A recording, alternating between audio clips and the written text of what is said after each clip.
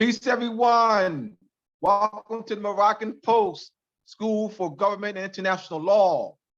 Today we have the part of our series, a Moorish Treaty Protection and Constellations series.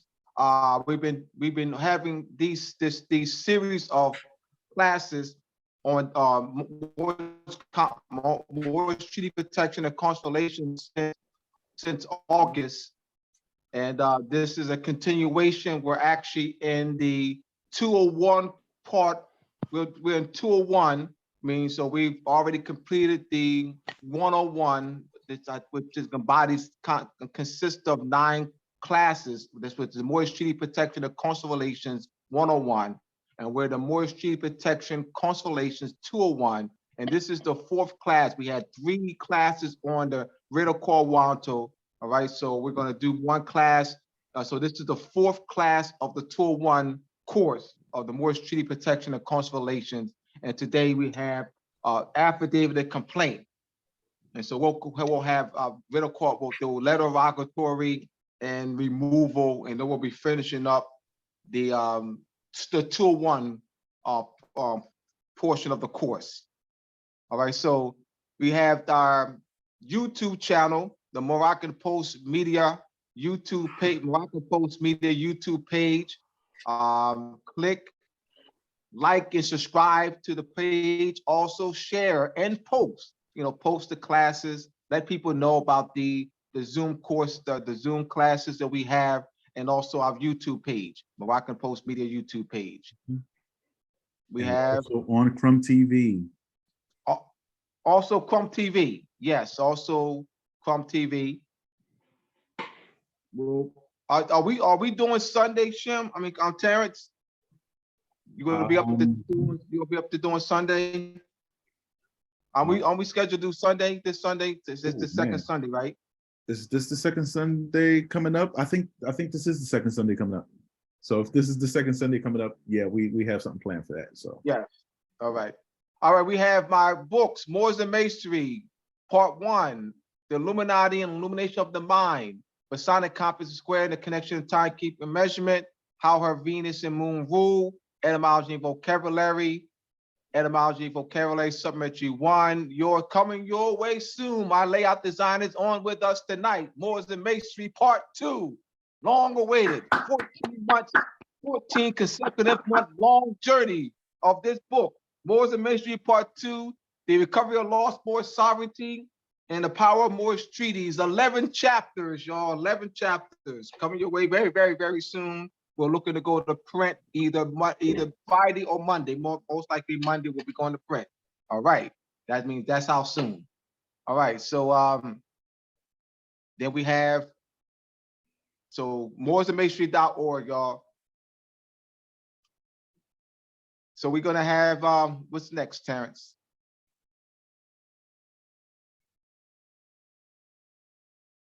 Then we have today, once again, the Moorish Treaty Protection and Constellation series. This is the complaint and affidavit. Do we have it on the screen?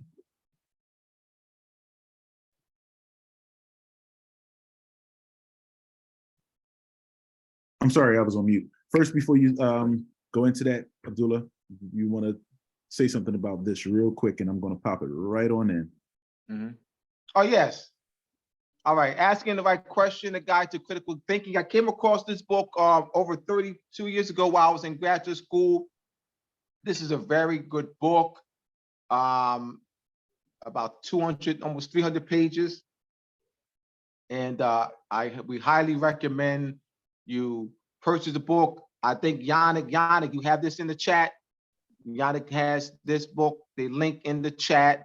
Asking the right question, a guide to critical thinking. This will be a permanent slide. We will continue to push this book, and we'll do in 2 weeks. We'll continue with our lessons on asking the right question, a guide to critical thinking. We have a guest today at from 9 when Shem goes off, from 9 to 10. We have Brother Moon. He called me last week. Brother Moon called me Thursday, I believe. I'm on my way to Dunkin' Donuts as I get ready, then I go to Starbucks and work on part of the book. All right, so May Moon will be presenting, he'll be presenting, showing the graphic of Article 1 of the definitive peace treaty between Great Britain and the United States, and also going to be dealing with explaining, has some graphics of explaining political legitimacy. All right, so he's been working very hard on this, so I will do a lesson on the asking the right question, the guide to critical thinking in 2 weeks. We'll probably eventually do a 3-hour class on that. We just want to get through these Moorish Treaty Protection and Consular Relations series, part 201 course. All right, so without further ado, we'll go right into the affidavit complaint. When we have most likely off the time, Amanda reads. If someone else wants to read, I'll volunteer. all right. Right on. Don't ride on in. Don't ride on in. Do you want me to read this? You want to read? You want to read from the top? You're going to start from the top. Okay. Mm-hmm. Complaint to void judgments in ferent of quo warranto. State of New Mexico, ex rel Kenneth Gomez. Plaintiff versus 11th Judicial District Court. Defendant comes now. Plaintiff Kenneth Gomez for the state of New Mexico under Authority Section 44-3-4 NMSA 1978. Since there are no. Let me cut it so we understand what's going on here with this court winter. So that there's 2 ways that a court winter could be filed. It can be filed by de jure or de facto. De facto means that the national of a foreign government decide to consider himself to be a citizen of a state and reside in the United States as a citizen. Therefore, he's going to the United States for protection. I mean, he's saying they're exercising the right that only a certain officer of that government, the United States, was given delegation authority. Now, if you're a national of a foreign government, this is critical thinking coming at. Now, under international law, when a national is confined in something, the council or the national officer of that government files this writ. Now, this writ gets filed from the government head authority through that central authority of that foreign government to foreign affairs to be served on that state or agency that's created by that state that's trying to exercise authority that's not inside the treaty dealing with nationals. So 2 ways it can be filed: de facto or de jure. De jure means legitimate, a right.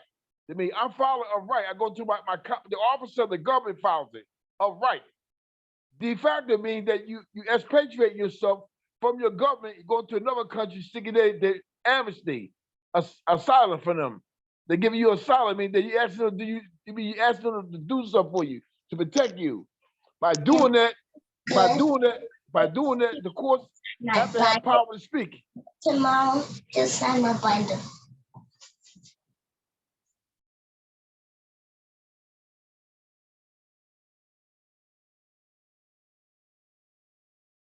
Shem, you're on mute.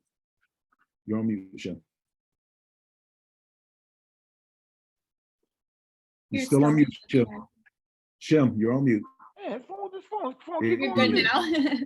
Can you hear me? Where I stopped at? Where you didn't hear me at? You were mentioning du jour. Yes. The foreign national of the foreign government asking but you're dealing with the de facto way. You still want to deal with the de facto way. A de facto way is when a national or foreign government steps in as well on behalf of the state. In order to do that, you got to expatriate yourself. I mean, you got to have some kind of status with that state or the United States to file that in the court. In order to get the court's power to speak, the court must consider factors. One of the factors is who is filing this and what they consider something to be. In order for that court to speak, to have jurisdiction, you got to have subject matter over the thing, to read, the vessel, your body, yourself. By filing something in the court, asking them to give you a remedy based on they their constitution, their laws.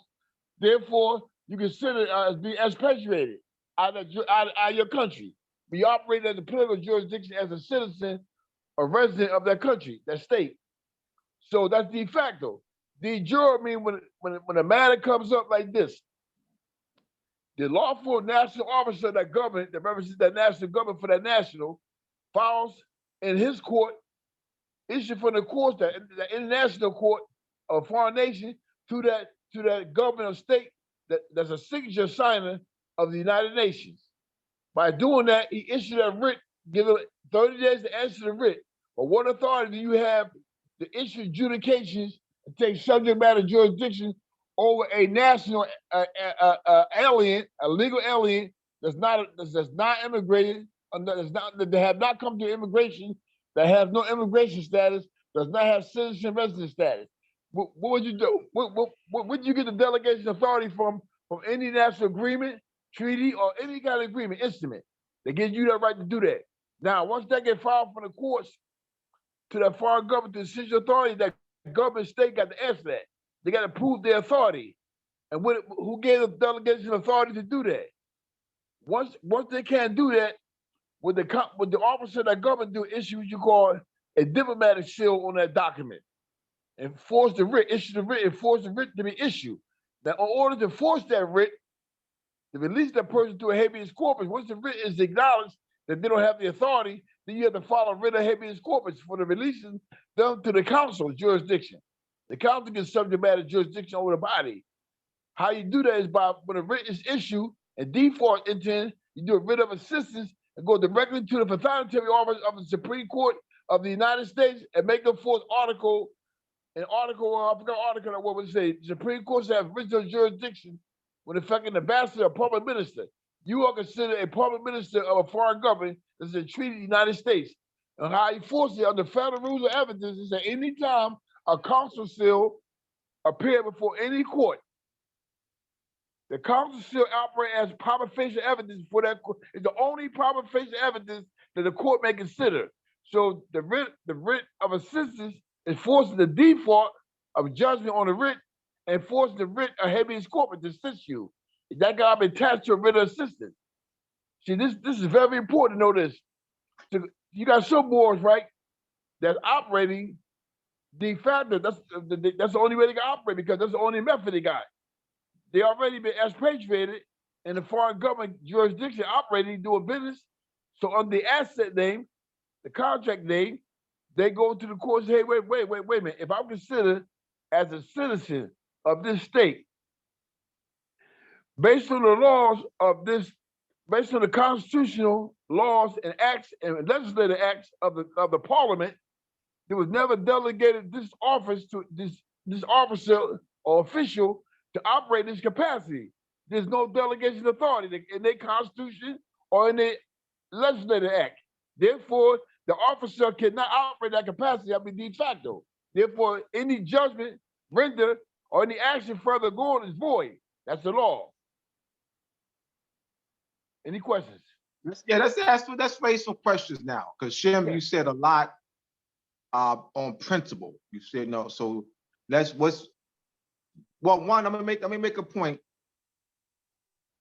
Conscious Moors have been taught by conscious Moors that the United States Constitution is the Moorish Constitution. One, these are misconceptions.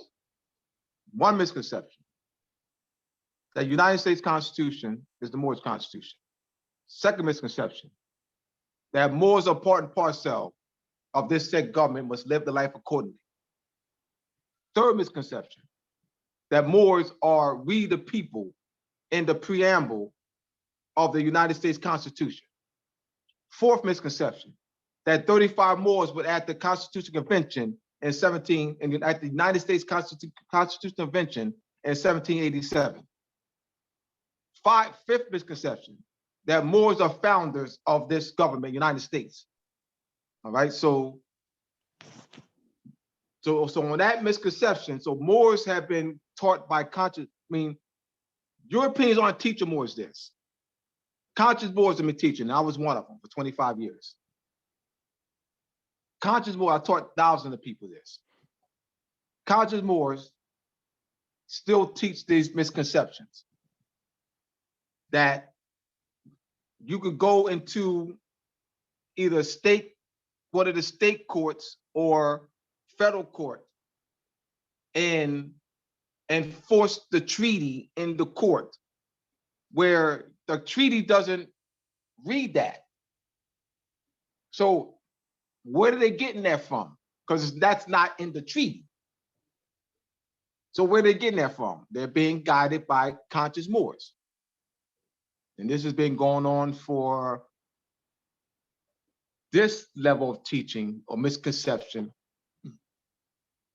for about 50 years, even going back to quote unquote Great Seal in New York.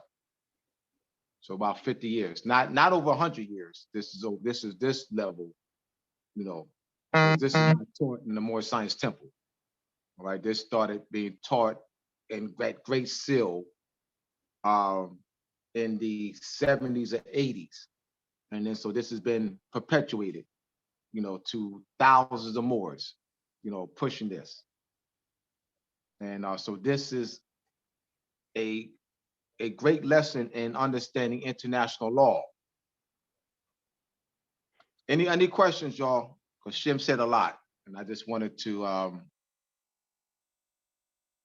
Yes, and let me follow up. Professor Abdullah says something very important, critical thinking. Anytime someone make a statement to me like that, the first thing that comes is called critical thinking. I got to ask the question, okay, if the days, the bays, the caliphs, the emirs, and the sharifs was a part of the United States, the states, then why ain't the caliphs, sovereign power, the state power of the tribe are not in the treaty of peace and friendship with the United States? Why is it Vez, the days, Vez, the bays, the Vez Tripoli, the Vez, all these old Moroccan states? Why is not the treaty? Why would the Moors go back into a territory that was ceded to the European powers to go back into their territory as subjects? And not only that, when the Constitution said we the people, it don't say we the bays, we the Moor subjects, we the Moroccan people. None of that's in the preamble. Then the signature page. Go to the signature when they sign. Why is why is no signatures of any bays or days or any Emperor Morocco? Why would the Emperor Morocco or the days and bays representing a sovereign empire sign a constitution of the United States, of a former constitution of the United States of America that would be treason against the empire? They wouldn't do that. No, they wouldn't do that. And why would if they are the original signers to the Constitution, why would they enter a treaty with their own government? You don't see the state of Georgia enter a treaty with the state of Rhode Island. No, they are aligned, they came into one alliance and formed a union, a corporation. So why would the state of New Jersey sign a treaty with North Carolina? They don't have that. They are signatures. The Bar Association represented all of these states, the communities. The Bar Association represented them. Therefore, the bar is the we the people. They formed the Constitution, and it was not Moors. We the people. They was not operating on behalf of the Moroccan Empire or given instructions by the Emperor Morocco. Let's stop there. Let's stop there. All right. Let's say they were Moors. All right. Let's say they were Moors. You made a good. All right. Let's say. So you could say, well, let's say if they were Moors, they were not operating on behalf of the Moroccan Empire. If they were Moors, they were not operating on behalf of the empire. That would be de facto. That's right. De facto. That's right. So let's say that they're Moors. Let's say that they're Moors. Let's say that they're Moors. All right. They're not those Moors, if they were Moors, were not operating on behalf of the Moroccan Empire. That's right. There was not delegated authority. That's right. Absolutely. Because what's going on is that you have Shem and Yannick can bear witness that the claim is that Moors signed the Constitution with English names. Moors having English names signed that Constitution. Then let's allow that. Let's just allow that. Now, all right, but that doesn't mean that the Moors had authority to operate on behalf of the Moroccan Empire. Those Moors were operating on would only be operating as delegates of New Jersey State or South Carolina State or Commonwealth of Virginia. They would not be operating on behalf of the Moroccan Empire, because those who attended the Constitutional Convention were delegates. That's right. Of a league, delegates who were part of a league of 13 confederated states that were confederated under the Articles of Confederation. So if Moors signed that, that's in what capacity? The only capacity that Moors could have been operating as delegates of the 13 confederated states that organized as a confederate state under the Articles of Confederation. Those Moors would have not been operating under the authority and sovereignty of the Moroccan Empire. That's right, absolutely. Yes. So we got something for those. We got something for those who say Moors. We got something for those. We ready, y'all. We are ready. We ready. Critical thinking. Yes, there you go in the finance. Critical thinking. You got it right there. Abdullah broke it down. Critical thinking. Go to the instrument and show me the instrument where Abdullah says very important. Oh, yeah, I missed that. Who delegate the Moors that authority?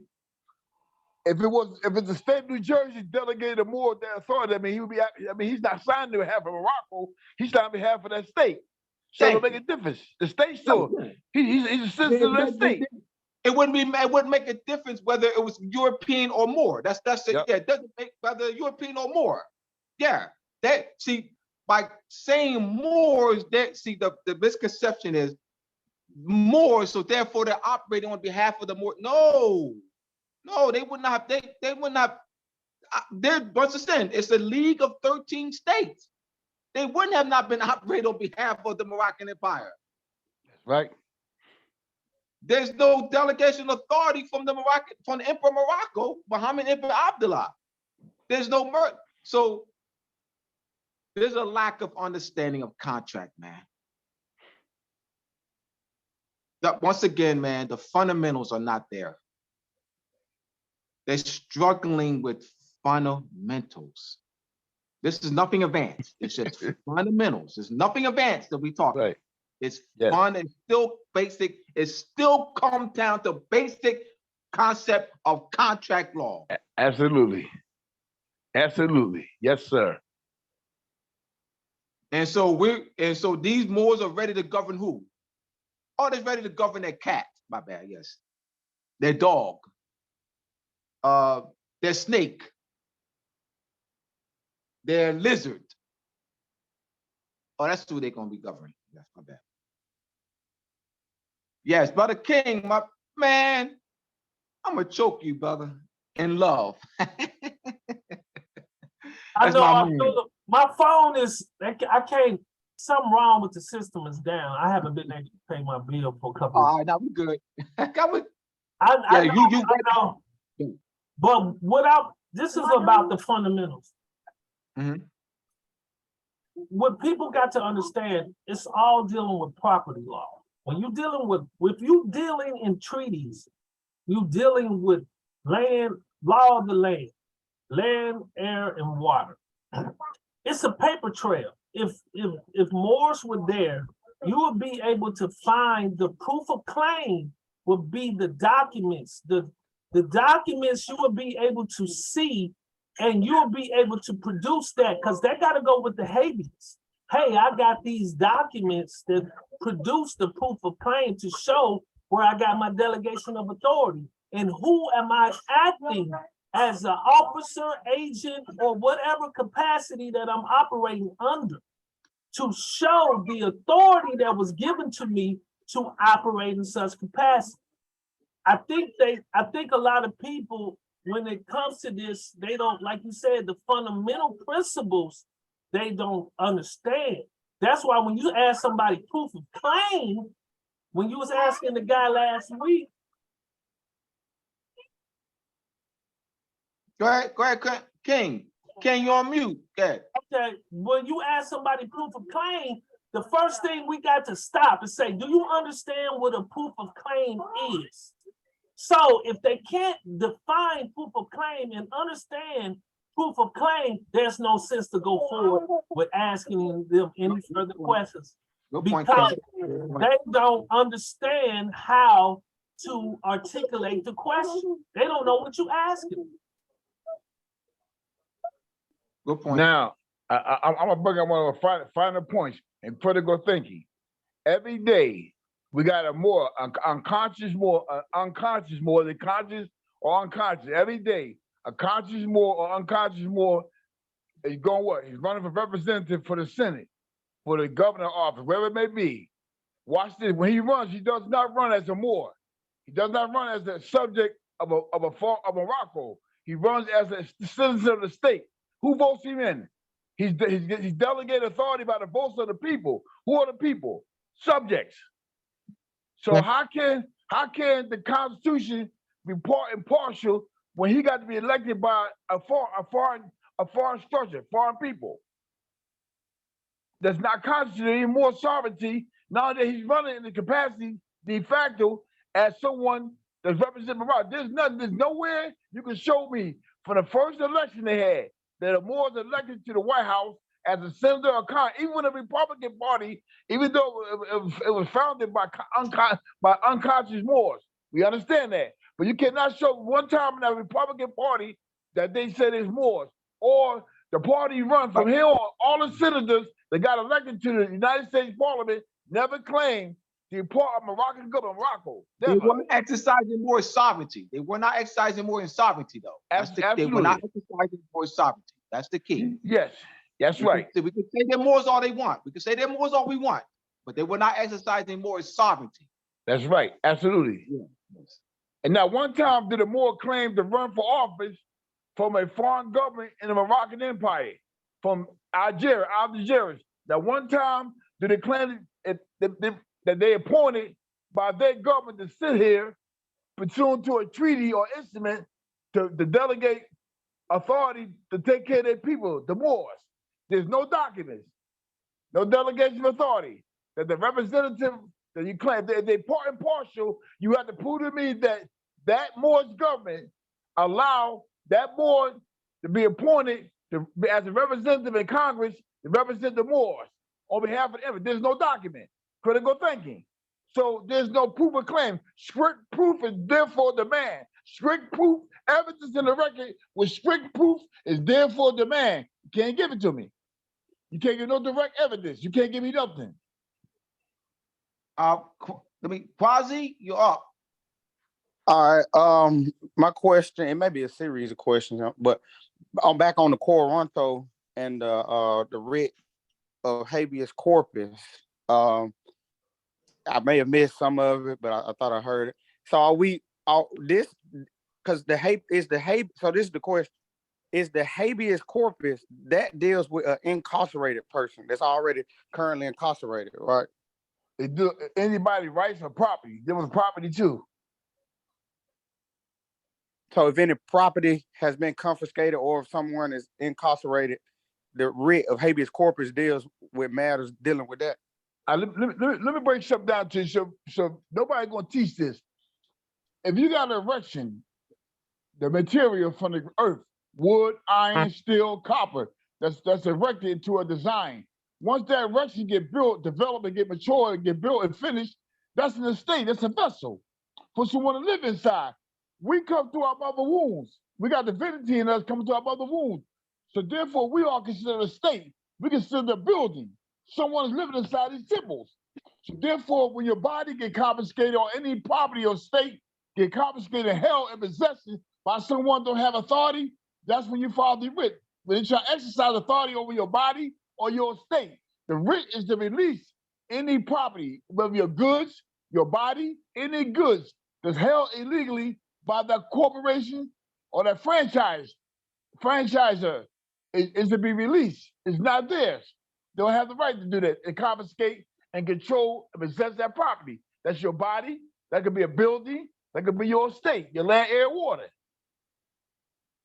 Okay, and so the Coronto, are you alluding that the Coronto, well, the Coronto challenges the judge's authority, but do you have to file these together, or can you do the writ of habeas corpus alone without having to file previously the writ of Coronto? The writ of Coronto is a civil remedy. Remember, all crimes in the world are civil. Criminal is part of civil. The only difference is in civil, you can pay out your purse.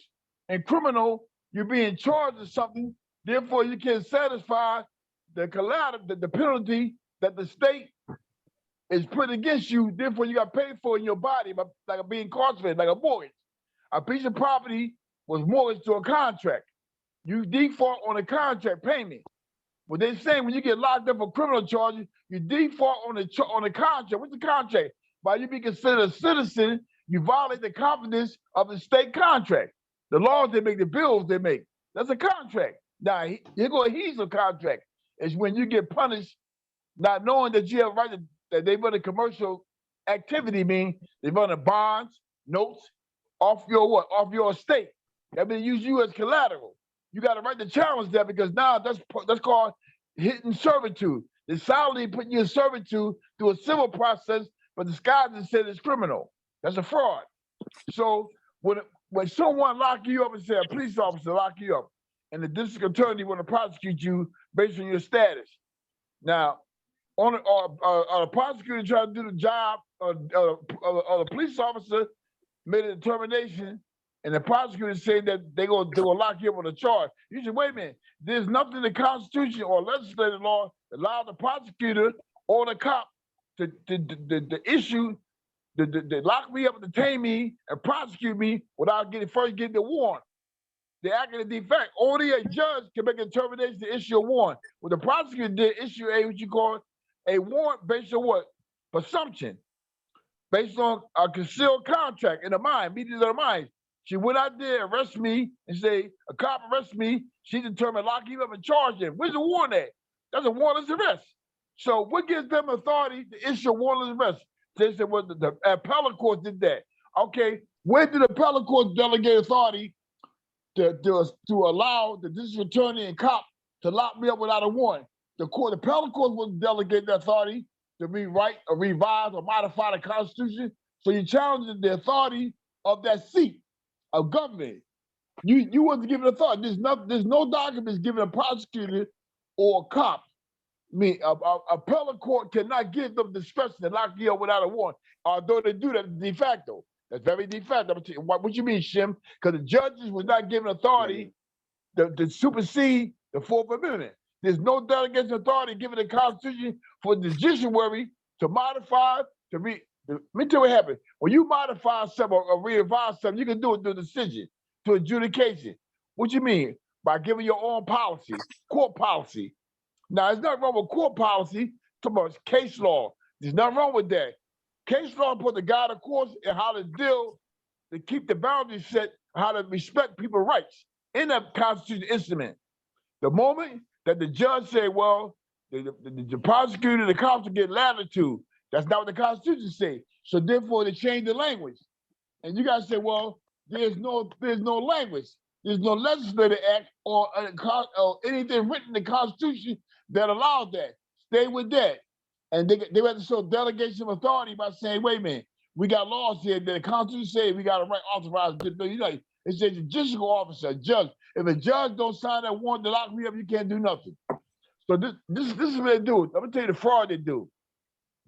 They will lock you up and give you a preliminary hearing. Now we get somewhere now.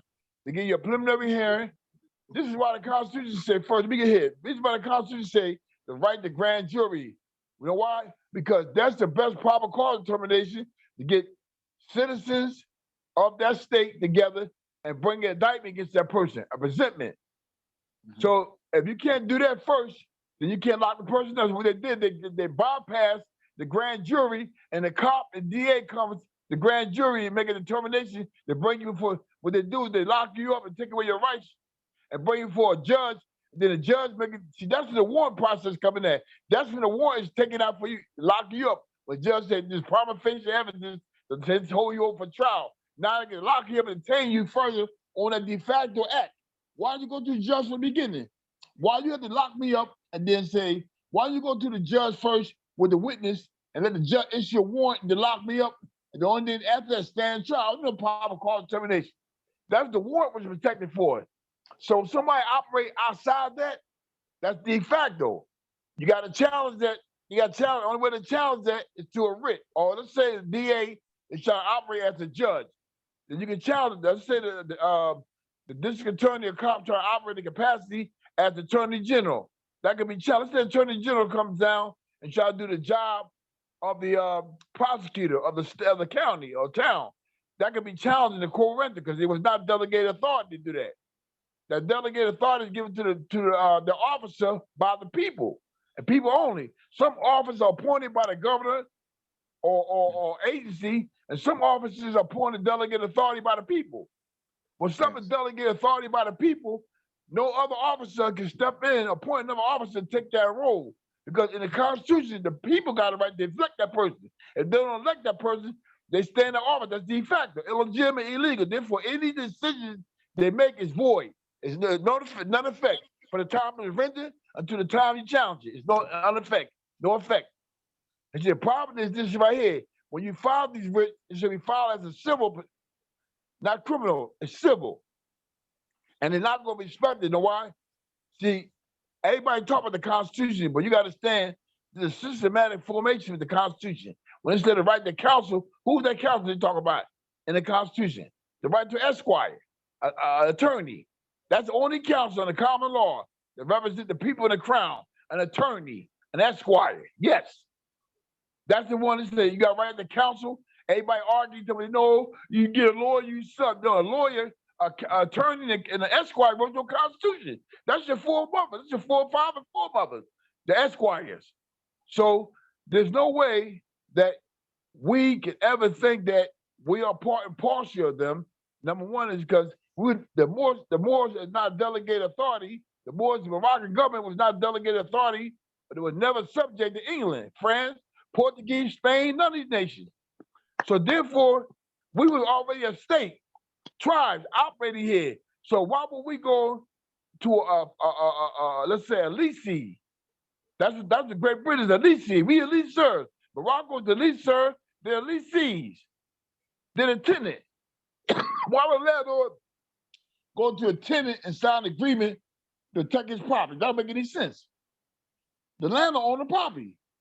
So what happened is now, when the role gets reversed, when you say the Constitution, we are part and parcel, you said they're the landlords that we over here because of them. That they're not foreign. You saying they're not foreign. So let's get back to the writ. The writ of habeas corpus is the release. Shem. Yes. We got King. King put his hand back up. Yes, go ahead. I just wanted to add to that, Shem. Y'all, you got to also explain there's a statutory writs. There is a habeas corpus under statutory law and a writ of mandamus and a prohibition. And a lot of people need to understand the difference between of the Great Writs Act versus the statutory writs, because a lot of people will file a statutory writ to put them in the jurisdiction. And let me say something. A writ originally was from common law. Common law go all the way back to ancient empires, ancient Roman, Greece, Phoenician, Babylon, Persian Empire, Syria Empire, Egypt, Egyptian Empire. These are ancient writs that went before an emperor. When a parliament did something or a magistrate did something illegal that was outside the Roman Constitution, that party have a right to appeal to the emperor. Now, I'm gonna give you a prime example. Y'all probably read it every time I pay attention. Go to the Bible, the book of the Apostle Paul, when the Hebrews was trying to kill him, right? The judge, they found him guilty of death. Look what he did. He said, "I'm appealed to Caesar." That's a writ. That Jurisprudence are in the Bible. We haven't taught that right. was not broken down to the proper way to guide us to protect ourselves under ecclesiastical law and as private communities in the private sector. We were ripped off because intellectual prostitutes were sold out to colleges to rape us now. So what happened is we don't know real jurisprudence in the Bible. The Apostle Paul was found condemned to death by Moors, by his own people of his own country. He appealed to Caesar based on jurisdiction. He's saying that they didn't have jurisdiction over him because his status on the expatriation, even though he was a Jew, a Hebrew, by what, birthright, a Moor, but he said my political status is a Roman citizen. So he challenged based on the status of his citizenship, being a citizen of Rome, saying they didn't have no power to judge him. You understand what I'm saying now? Right before our face, we'll recognize that. Matter of fact, an old case, Coburn versus Reed. The United States Supreme Court went to the Bible and quote a scripture to prove jurisdiction. It's in that case. Nobody paid attention. See, we don't know when it comes down to showing real jurisprudence. Somebody look that up, please. Cooper versus Reed. No, with Coburn versus Reed. I'll try to get it to you. Yeah, Coburn versus Reed. I think it's C-O-B-E-R-T, Coburn versus Reed. R-E-I-D.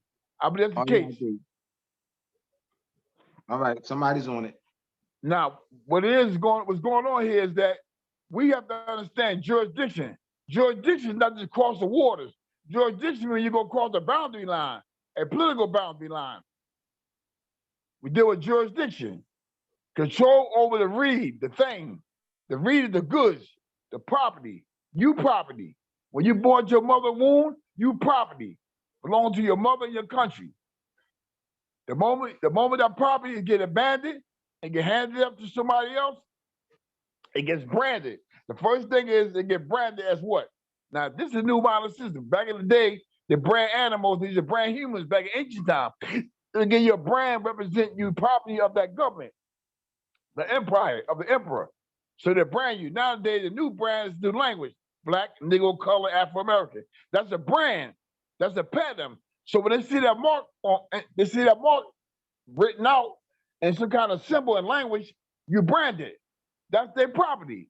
So the only way to get jurisdiction is by your claim of status. If you say you're a Moor, of course, we can't speak. We got to be quiet because we can't speak on the subject matter because you property of a foreign government. And we got agreement with your nation. To be enough how to have to deal with you. So anyone going to court and file, get back to the common law writs. All that means that the writ is the ancient way that one can exercise, get remedy from the emperor, the head authority of the state. That's the emperor or king. It gets filed before a queen, king, or empress or empress. The high authority of that agency stating that, hey, listen, I'm illegally detained in violation of the Constitution and the laws of this state or this nation. It's very important. That means the ancient writ means it goes back to ancient time. Egypt, Babylon, Persia, Greece, Syria, all the ancient kingdoms that conquered the world. The Roman Empire, the writs, that's what it means. It becomes statutory. It becomes statutory when the ruling power, like the United States, created a statute for the court to recognize any habeas corpus, any writs that come to their courtroom. They create a statute to label these writs to be filed inside of courts. So when you say statutory, that's still the power that ruling community. State got power, issue their own writs or law or statutes govern their law, the common law. They writs. So it'll make a difference if you put the writ under statute and say alternative under common law writ doctrine of so-and-so, don't make a difference. It's still a writ. It's still got entertainment. So the writ is the complaint. The complaint is inside the writ. Well, your complaint is inside the writ. Your complaint is inside the writ. We're going to go. This is what we're going through right now, Fozzie. So let's continue, Shem. Yes, go ahead.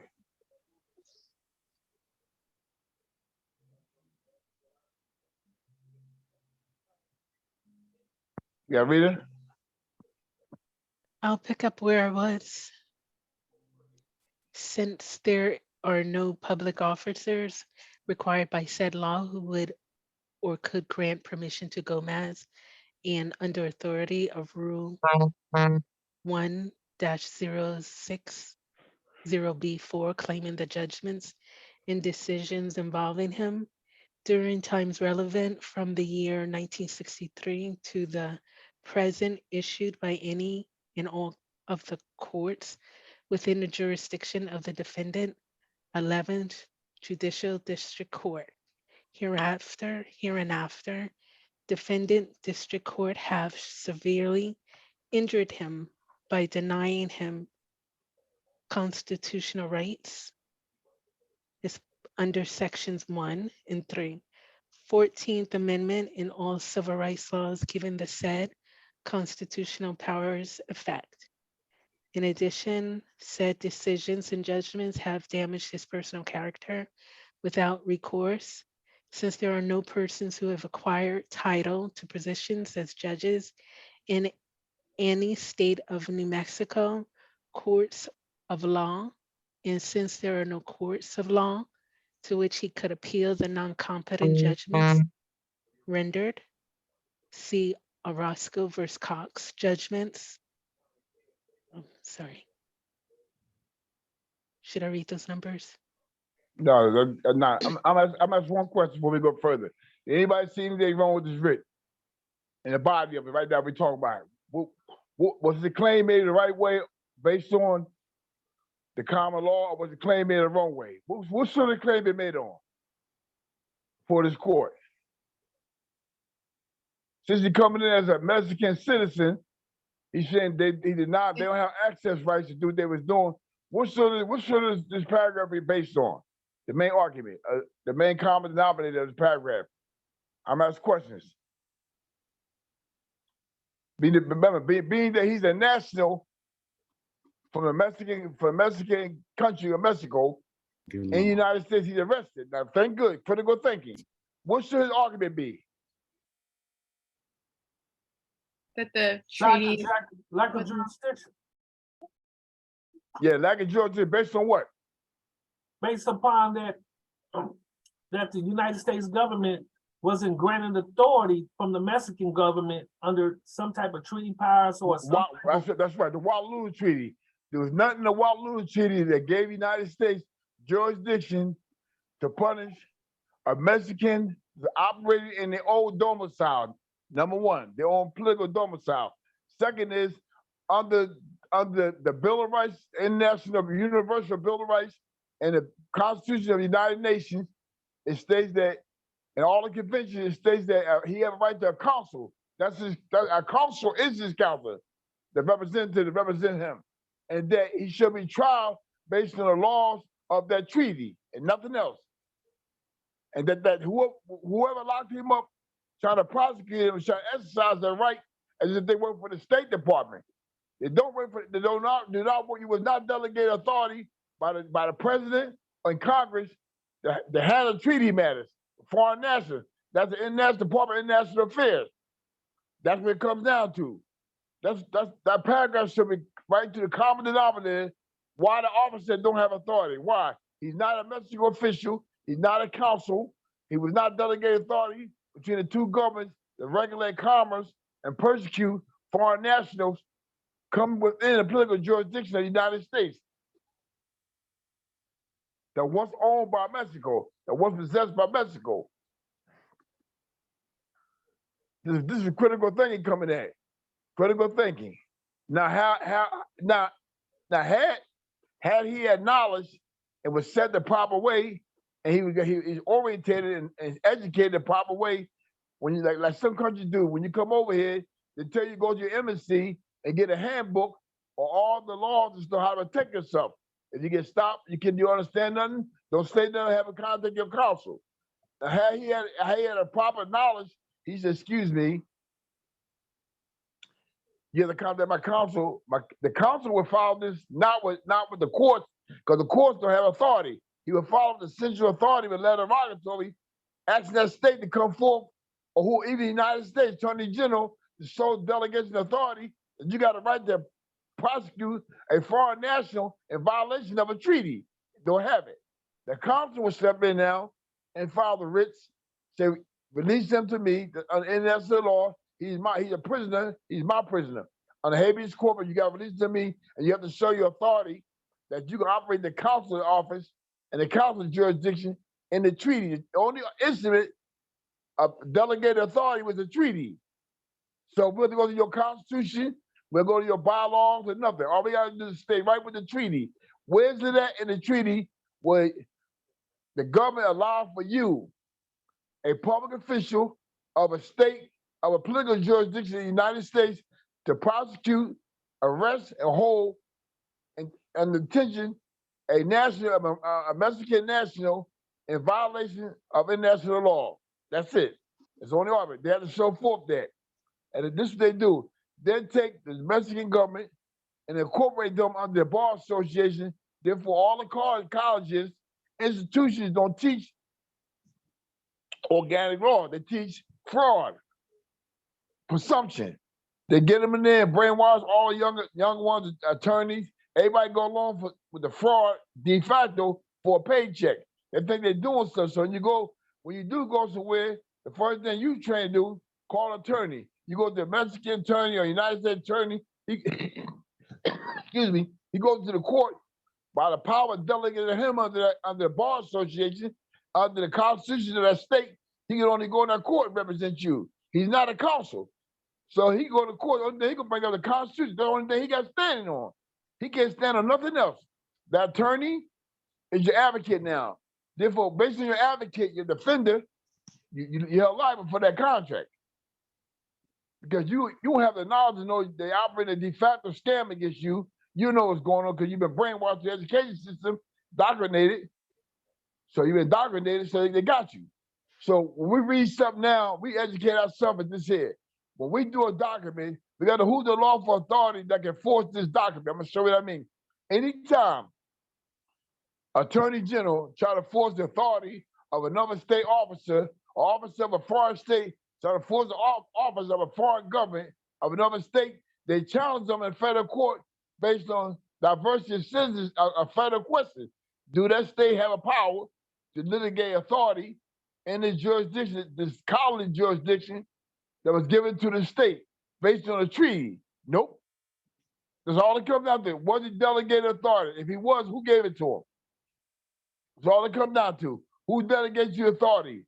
Did the state of New York delegate you authority? You're an officer of the state of New Jersey? There got to be a compact agreement.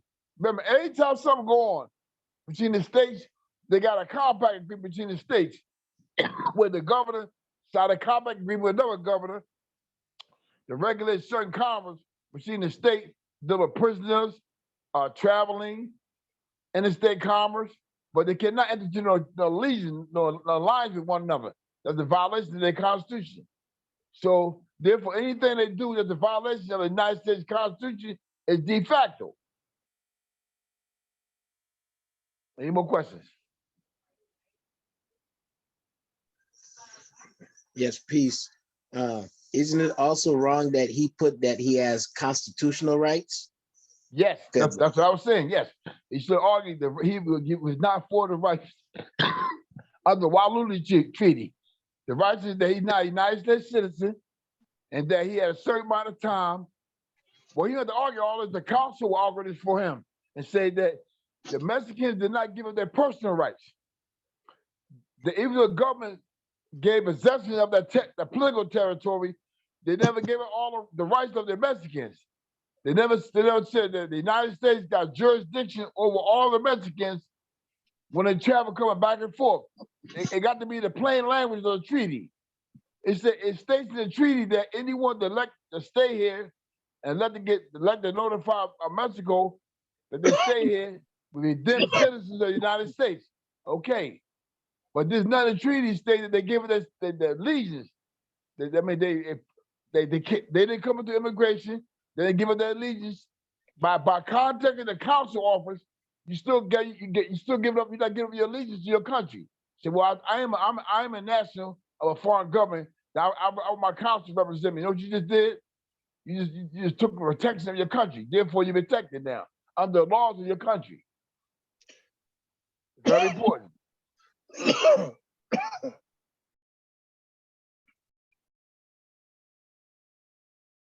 Could I add something? A lot of people don't also know the term strictly construed and liberally construed. So when you read a document dealing with treaty, you better understand these terms. So a lot of times when you in a court, they will liberally construe something to put you under the jurisdiction when treaties have to be strictly construed to determine the proof of claim. And that is the problem. There's an order of operation. When we talk about substantive due process and procedurally due process, everything must be constant. They must meet constitutional muster, and it must be procedurally sound. So if they're doing something out of their delegation of authority, also I like to use a writ of prohibition with a writ of mandamus to a higher court to demand that the lower court under a common law writ to correct the error, because they was never had the authority and the capacity to act in such capacity where they have an authority and they're delegating their self, operating out of they're taking it onto their self to do something. And that's where now you could sue them personally, because now they're operating in a personal sovereign capacity and not as an officer, which wasn't delegated to them. See, the problem is long-lasting falsehood. There's been a false analogy and false premonition that people got to be obedient to where they're living at, based on look at them, what kind of political status they got, and this is a fraud case. Or anyone we decide to lock up and we do as you please. No, the problem is the people. It's not the government, it's the people. Laws written on the board is the people not knowing what to do. The fact of the matter is, if a United States national get locked up in a foreign country, the first thing they teach them, contact your counsel. And when we got to realize, why would you go to the United States courts only if you consider being a citizen or United States resident citizen, then you go to the 14th Amendment under the 14th Amendment. But if you consider being more, you got a business being there. Know why? Because they gave us jurisdiction in Morocco. So therefore, the United States don't have jurisdiction in Morocco anymore. They gave it up. When you have a jurisdiction, your courts don't have power to speak, say, hear, or do anything in that political jurisdiction. You follow me? Yes, that was the 1952 case where they lost jurisdiction in Morocco. That's right. So France. And now that the 1906 Act of Algiers, the European powers say the United States is forbidden to speak on decision on European affairs for Morocco. So therefore, if you're forbidden to speak, you not only deal with the land, you deal with the people. Therefore, if you relinquish jurisdiction from a country, that means you no longer operate any political affairs there. So I mean, you cannot even protect your own national debt. So how does the United States be protected? Through the treaties of France, Spain, Great Britain with Morocco, Spain, France, they're protected by them treaties because they're operating in the British dominion as a state. They don't have any land. And they operate in Morocco based on the Spanish jurisdiction, because when the Mexicans signed a Waterloo Treaty, the Mexicans, on their status, don't own any land. They're possessors. They're possessing land. There's no ownership. So therefore, the Spanish government empire still own that jurisdiction. So the United States operating in the Spanish, French, and British jurisdiction. Yes, they are, which is called America. That's America. You know America, everybody, today I'm gonna teach you America is. The Spanish, Portuguese, Great Britain, France, Spain jurisdiction. The empires. It's numbered the Roman Empire. It never died. The Roman Empire never died. The Roman states are still here. That's America. the American Empire and the European powers jurisdiction.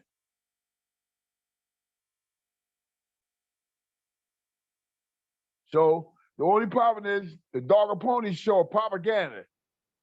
Everybody keep thinking because listen, when you want authority, what do? When you know you got authority, something nobody can tell you what to do. You go build your badges, you make your uniforms up, you get your desks, you get your buildings, you run government. You create agencies, you run government. Nobody can tell you what to do. Your community self-govern yourself. The only problem is you get our people together, they can't do nothing. Even for the churches, they false. They got the Bible in their hand, they part of the state. The clergymen of the state, the officers of the government, they false. They ain't teaching the truth. They lie. The only principle protection that we got right now is the ecclesiastical authority of the spiritual power of the Bible, called Torah, all the holy writings. We can't even get protection for that because the man and woman that operate that is a fraud. They haven't taught anything. They're not guided by the divinity, so we lost.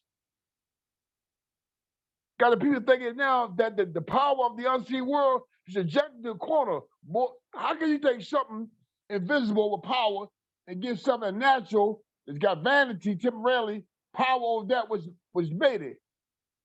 Geometry. Where do all the power come from? Where do all the special effects of language? The wind's blowing, the seas growing, everything changed. A caterpillar turned to a butterfly, going to a cocoon, a death state, and come out reborn, rebirth into a butterfly. Where did all this power coming from to do this? Not the mortal rim. That power was delegated, legislated for the unseen world. So when you steal that power away from man and woman, not to believe in the powers of the unseen world, the spirit, you got him. Can't even charge my phone. Y'all give me a few minutes to charge my phone going, damn, use the bathroom. Don't charge, get it down. I have to charge it. You have to use the bathroom? Huh? No, my phone gonna go charge. I got that much time, I forgot to charge my phone. I'm gonna use the bathroom, throw my charge. When I get out, when I come to the bathroom, get out charge, I come back all night. All right. Before I leave, anybody got any questions? They'll go charge that phone. Yes, you go there. All right. Man. Just put the charger on while you, all right, go ahead, do your thing. I go to the bathroom, nigga, still a bathroom. All right. All right, so And you, Terrence? yes. Hold on 1 second. Trying to boom. There you go.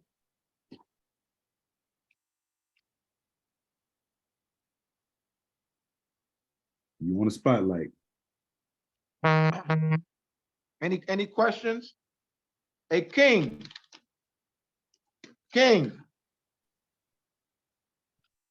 Yeah. You have any you have anything else to add? I think they just have to understand the particularities when you're dealing with these writs under the Special Writs Act. And you got to know how to file it, and because once you lay down a claim, you got to prove your claim. So they got to reference, like what I normally do when I do a habeas, I cite the case or I cite the jurisdiction at the beginning. So the way he got it constructed is totally different how I would lay it out. And then everything has to be numbered. And then it has to be an affidavit that supports the writ, and then with your exhibits. So it will be the habeas, right, numbered all the way through that is required, and stating in below the caption, you will have case sightings or reference, and you would then have all of that stuff laid out and numbered. Then you will have your affidavit in support of everything that's in there, stating the facts. Okay, the affidavit in support of the habeas with exhibits with it labeled. So that's how I lay it all out, and that's how when you filing this, a lot of people just think they could just file it. You got to understand what you're doing. And a lot of people don't know how to draft these documents in the specified sequence that's the court is looking at. Because if you file something, and because they don't read it, what they're gonna do when they look at a document, they're gonna read it there. They don't take that stuff home with them. They don't look and study your case. So your job is to lay it out, make it so clear that when he goes through, like you reading a book, that he can look at everything and reference everything, and it's laid out in so much detail, he can follow along.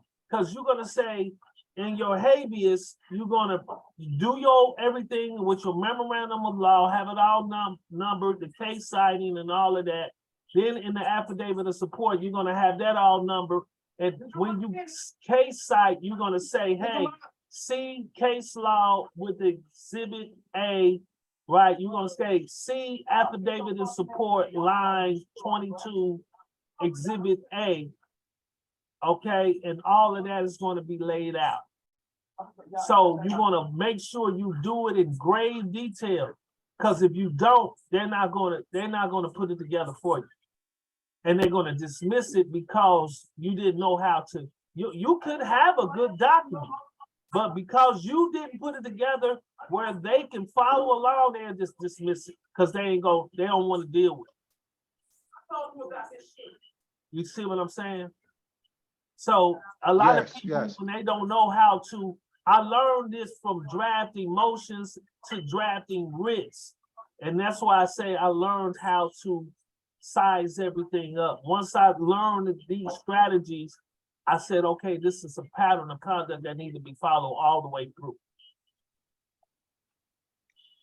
And most of the time, when I go into courts, the judge they be wondering if attorneys have done these documents. They be like, who drafted these documents? I did it.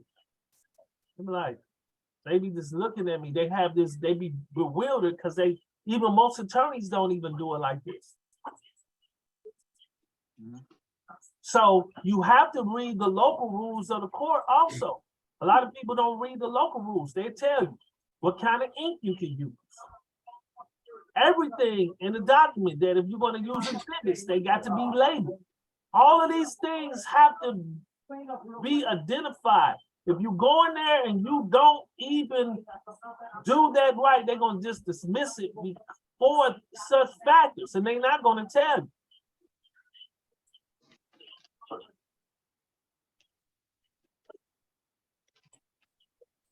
All right, let me, hey, Quentin, we're gonna, Quentin, we'll come back to you.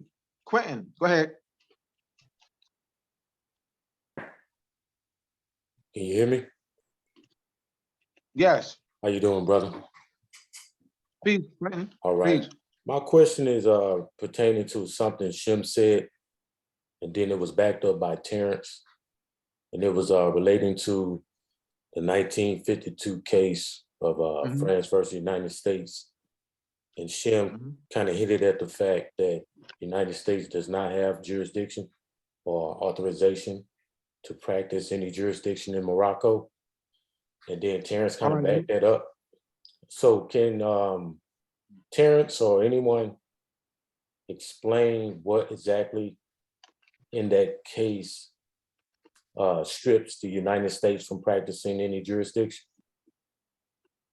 All right, let me explain. The 1952 case between France and the United States in the International Court of Justice. This was a case that dealt with the France and filing in I think they filed it in 1950. France filed France filed a memorial in international law. To initiate a suit is called a memorial in international law. So France filed a memorial in the International Court of Justice in 1950. France, this deals with a most favored nation. France claimed to have the most favored nation,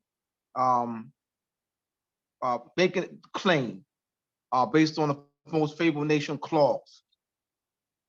And they were there were three types of treaties and the United States claimed they had the most favorable nation. And so the United States filed a counter memorial. The United States had 6 months to answer France's memorial. So the United States filed a 600-page counter memorial 6 months later. There is a lot in the case summary. The case summary is about 50 pages long. And then there were three types of treaties that were used to determine the extent of United States coastal jurisdiction in Morocco. And the first type of treaty, the primary type of treaties were the Moorish bilateral treaties with 10 European powers: Sardinia, France, Belgium, United States, Great Britain, Portugal, Spain. I said Sardinia, Belgium, Sardinia, Denmark, between 1631 to 1892. It's the second type of treaties that were used to determine the extent of United States coastal jurisdiction in Morocco were two multilateral treaties: the Act to Protect Morocco, 1880, and the Act of Algiers, 1906. The third type of treaty is the Fez Treaty, 1912. So there in that case summary, there are a couple clauses, articles that are referenced from the Act of Algiers, 1856, excerpts from the 1856 treaty between Great Britain and the United States. In fact, United States were claiming, it mentioned in the case summary that the United States was claiming protection under the treaty between Great Britain and Morocco, 1856 treaty between Great Britain and Morocco. The United States was claiming protection under that treaty. Now, the United States, in the summary, the United States, Great Britain made the point. It was raised. The point was made that the United States no longer could claim rights under that 1856 treaty between Morocco and the United States. So there's a lot. This case summary, I really combed through this, really analyzed this case study. And the United States ended up losing the case. As a result of United States losing the case, United States Congress had to repeal Title 22 of the United States Codes. You have United States Codes of a general and permanent character. You have over 50-something titles. This is Title 22, deals with foreign relations and intercourse. Title 22, Chapter 2, Section 141 and Sections 142 had to be repealed as a result of the United States losing that case. When the United States, it goes from the International Court of Justice down to the United States Congress. Then United States Congress has to repeal the act, because the United States, to enforce that treaty, all right, the United States, dealing with the United States consuls. Title 22 of the United States Codes, Title 22, Chapter 2, Section 141 and Section 142 deals with United States consuls in Morocco and other countries. That was repealed. So once that is repealed, then Eisenhower now and has to enforce it. Eisenhower enforces it, and Eisenhower, shut down United States consular courts in Morocco. Now, there are conscious Moors. This is another misconception. These conscious Moors do not read. The misconception is that Eisenhower shut down Moorish consular courts. That case had nothing to do with, once again, it was determined 3 types of treaties were used to determine the extent of United States consular jurisdiction in Morocco. United States lost the case. United States Congress repealed the act, Title 22, Chapter 2, Section 141, Section 142. Eisenhower enforced it. He just enforced that, the decision rendered by the International Court of Justice. Congress repealed it, then Eisenhower enforces it, shuts down United States consular courts in Morocco. But conscious Moors have been teaching that Eisenhower shut down United Moorish consular courts. As if he had the power, as if he had the sole power to do so. Absolutely. Okay. All right. But they, meaning that it's clear that they haven't studied, they haven't read the case. It's what's going on, y'all, is you have conscious Moors who do not study. They're YouTubers. Conscious Moors, they're not readers. They're YouTubers. And the one who's presenting meaning, if you watched us and you did YouTube, you'll be fine. If you watched us and you watch us on YouTube, you will be fine. Because what do we do? What do we do? PowerPoint after PowerPoint, document after document after document after document after document. So you'll be fine if you just watch us on YouTube. But the ones they watch, they just talk. They just talk, no documents, no references, no sources. So they listen.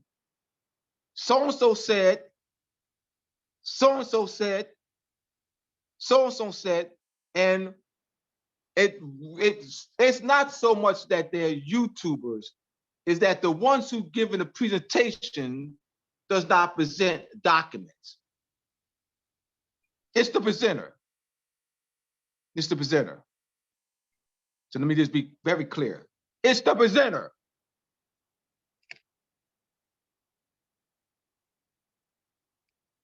You yield the floor, brother? Yeah, I yield the floor. All right. I put in the chat a document, and it's dated 1952. It's the judgment of the rights of the nationals of the United States. It's concerning that 1952 case. And that document, it summarizes a judgment that states that the United States has authority to exercise consular jurisdiction in what's called the United States, but exercise consular jurisdiction where? In the French zone of Morocco. All right. All right. So, once again, all right. So did you read the case? I want you to, brother. All right. Yeah. Wait, hold up. Read hold the up. case. Hold up. Go ahead, brother. Go ahead, brother. Go ahead, brother. You got the floor. I have not yielded the floor, so just hold up, brother. Now, I read the case, and in the case, it was saying that the United States is exercising consular jurisdiction through a capitulatory regime, meaning they just doing it by default. They didn't have any right to do it, but because Morocco is in acquiescence, they're exercising consular jurisdiction, because somebody got to exercise consular jurisdiction to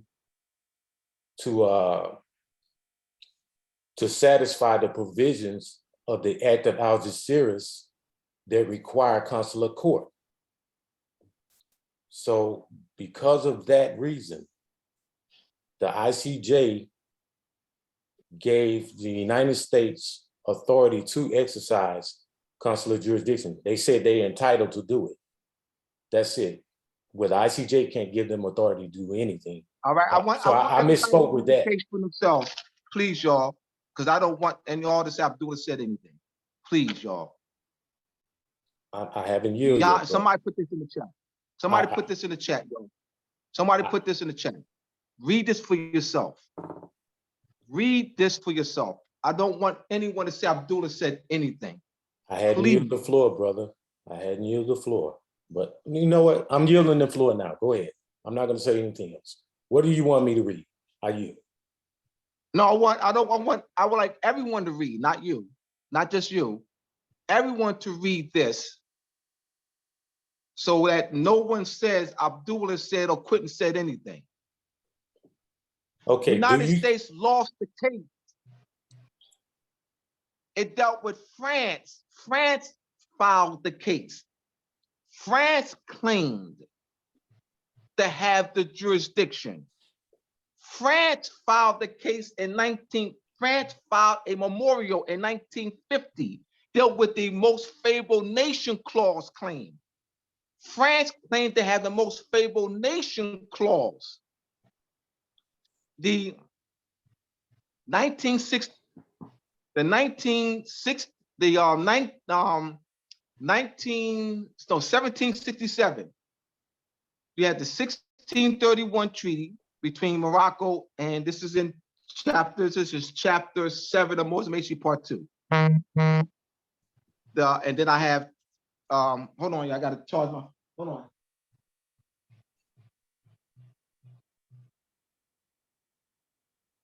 I don't have to do what Shem does.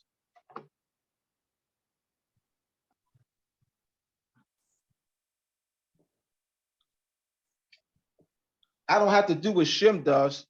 I don't have to turn my phone off. I can just plug my charger in. That's what I was saying to him. But you know, the charger, you can only plug the charger up while you're still on your phone. But that's what I was saying. But France made the claim to have the jurisdiction based off of the first treaty of 1912. This was saying there's 3 types of treaties. So also in reading the case summary rather, you'll see references to the Act of Algiers. France won the case. United States repealed Title 22, Chapter 2, Section 141, 142. As a result, Eisenhower enforced that and shut down the United States. They were forced to shut down because they lost the case. France won the case. Read this for yourself. I'm talking about this. I'm not talking about what United States. I don't want, all right. You can show me something the United States wrote. I'm showing what something the International Court of Justice. This is the International Court of Justice. I'm not, all right. Is what comes from the United States have more power, more weight? The United States lost the case. They lost the case. This is the International Court of Justice. You're talking about what United States wrote. Come from the United States. I'm talking about International Court of Justice. The United States repealed the act. The United States Congress repealed it. They repealed Title 22, Chapter 2, Section 141, 142. Dealing with United States consuls in Morocco, they repealed that. It's repealed. It's been repealed. I'm just trying to read for yourself. That's all. Just read it for yourself. Just put it in the chat, y'all. Please put that in the chat. You yield, brother? I just want you to come with some. You got to come from this case, bro. Okay. Well, the judgment that I put in the chat, came directly from the ICJ. It didn't come from the United States. And if you read that judgment under Section 2, I put it in the chat. You can click it and open it yourself. It says unanimously, With regard to consular jurisdiction in the French zone in Morocco, the United States is entitled to exercise such jurisdiction in accordance with the terms of the Treaty of Morocco of September 16, 1836. That is to say, in all disputes, civil or criminal, between citizens or proteges of the United States.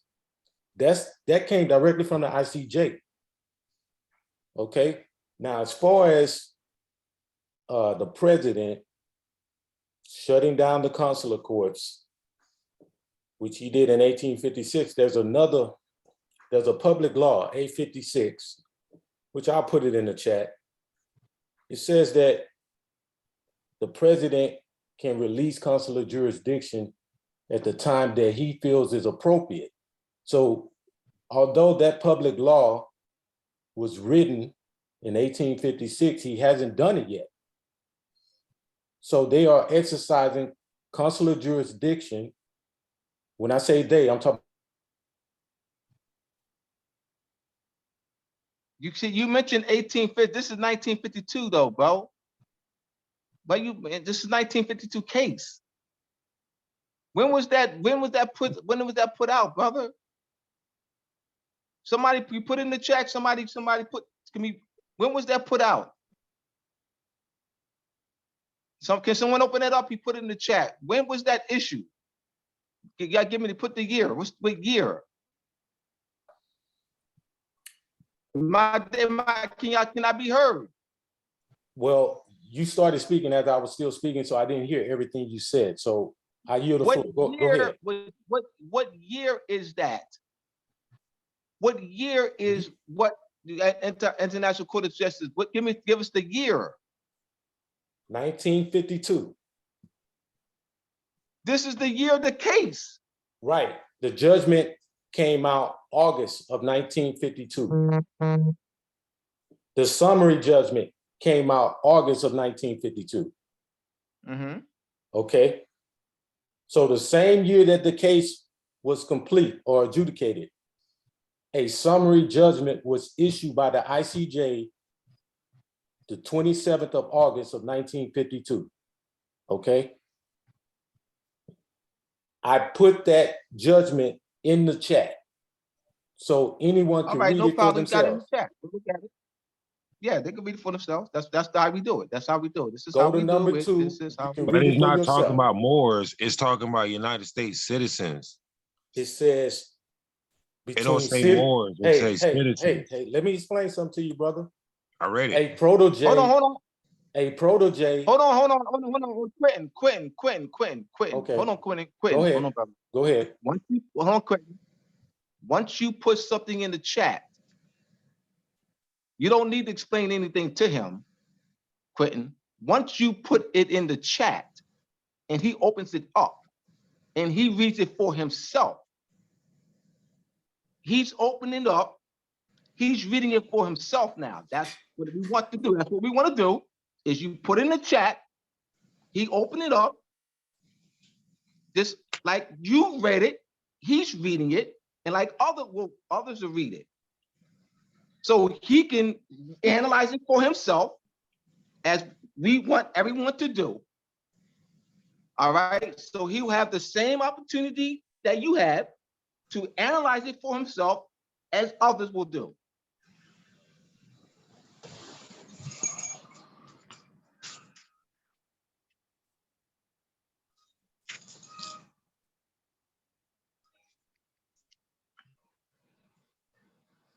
And that's what he's doing. So he brought something. Hey, Brother Quentin, I just want to dialogue with you right quick. Go ahead. Are you a protege to the United States? Okay. Yes, I am. No, hold on. Now, Dan, what's the next question you asked? What's the next question? What's the next question you asked?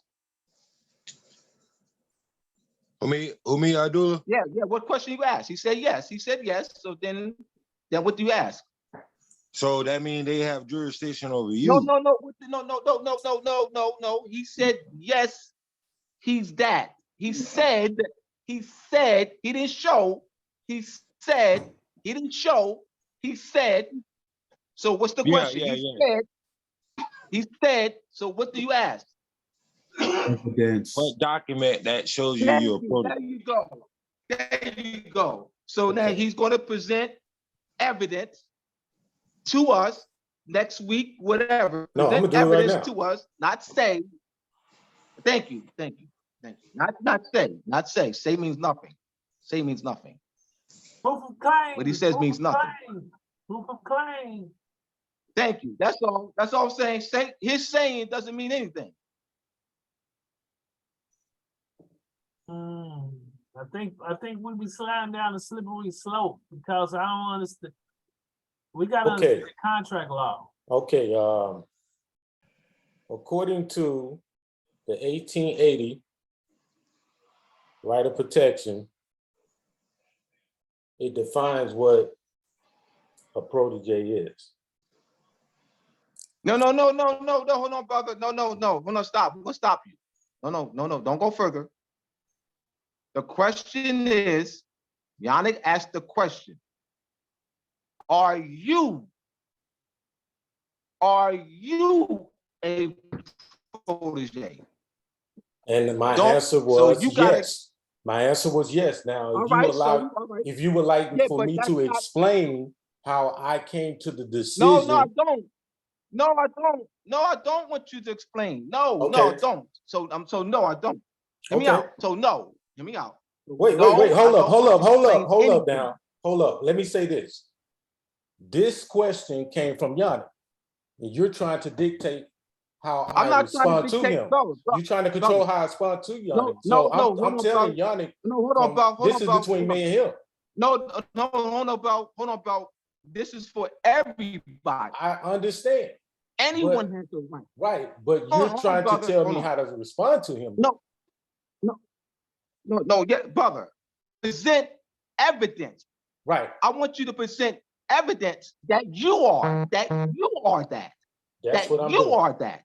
That's what So I'm that doing. means there is a document with your name on it. With your name on it. Present into evidence right now. Right now, with your name on it, that you are that. With your name on it, that you're that. You know what? Let him present it. Because now, see, this is what we need to do. Let him present it, and then this is a teachable moment to show people what to do and what not to do, Abdullah. All right. And so what if he's gonna go to and say in accordance to this, then he's gonna have to show all the documents according to the contract that he signed, that he got evidence of everything of all these transactions. Because that's what we're talking about, transactions. Okay.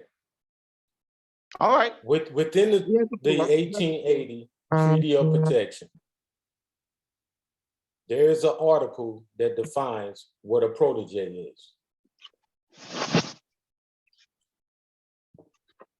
Treaty of protection between who? I said the 1880 Right of Protection Treaty. We're gonna just let him present, and then he has to present everything, all that he signed and everything. You let him present everything. Right, let him go. Just let him flow. In Article 3, it defines what a protected person is, which is a protege. A protege is a word, a French word for someone that's under protection. That's all. So when he asked me, "Am I a protege?" my answer was yes, I am, because it defines it in Article 3 of the Treaty of 1880, Right of Protection. He can read it for himself. Now, do I need a specific document with my name on it that says I'm a protege? I don't need that. The treaty covers it. I don't need it. Now, as far as this treaty, whether this is still in force or not, that is answered in the Act of Algeciras. I believe it's Article 125. It says all treaties prior to the Act of Algeciras of 1906 are still in force. So do I need a piece of paper from the United States saying that, hey, I'm a protege? No, I don't. Go read the article 125 of the Act of Algeciras. Do I need to post that in the chat too? You can read that for yourself. Yeah, post everything so we can see everything. Okay.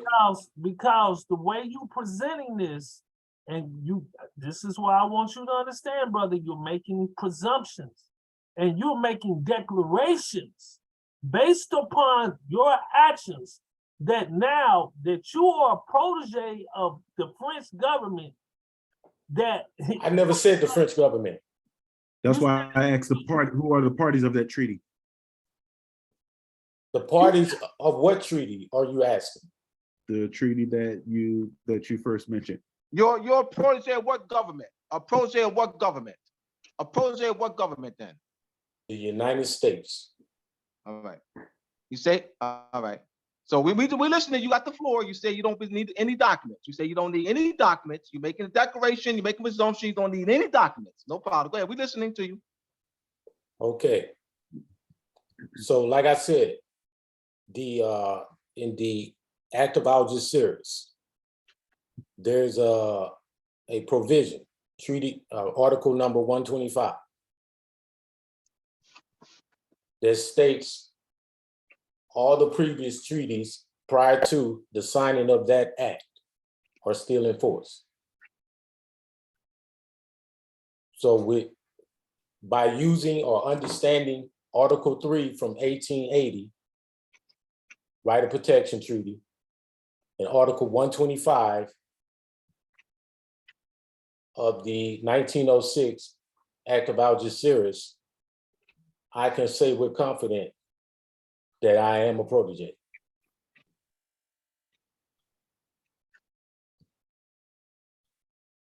And for clarification, the Act of Algeciras of 1906 is posted in the chat.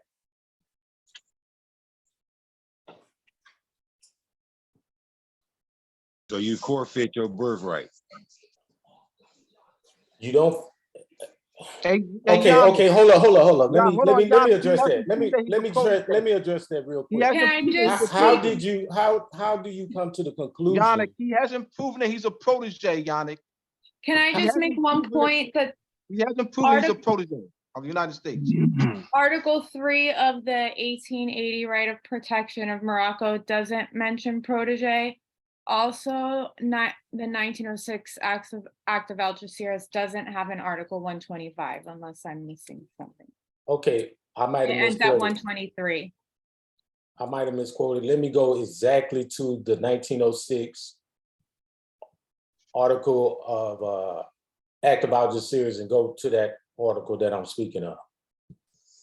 And this is what I want you to do, brother, because this is a teachable. Article 123, that's what it is. 123, 123. Yeah. Okay, now let me go back. Hold up, before you talk, brother, let me address what she said first. Article 3 of 1880. That's what you said, right? You said it doesn't mention anything about a protege? Not as I'm reading it. I don't see the word protege in there. Right. Do you understand what a protege is? Maybe not. Okay, I said it earlier, but a protege is a French word for someone that's under protection. That's what a protege is. So you although you don't see the word protege, it's speaking of protected persons in Article 3. The whole article is about protecting the people, the Moors. Thank you for clarifying. Okay, so do you see protected persons in Article 3? Yes, I do. Okay, so it's speaking about proteges.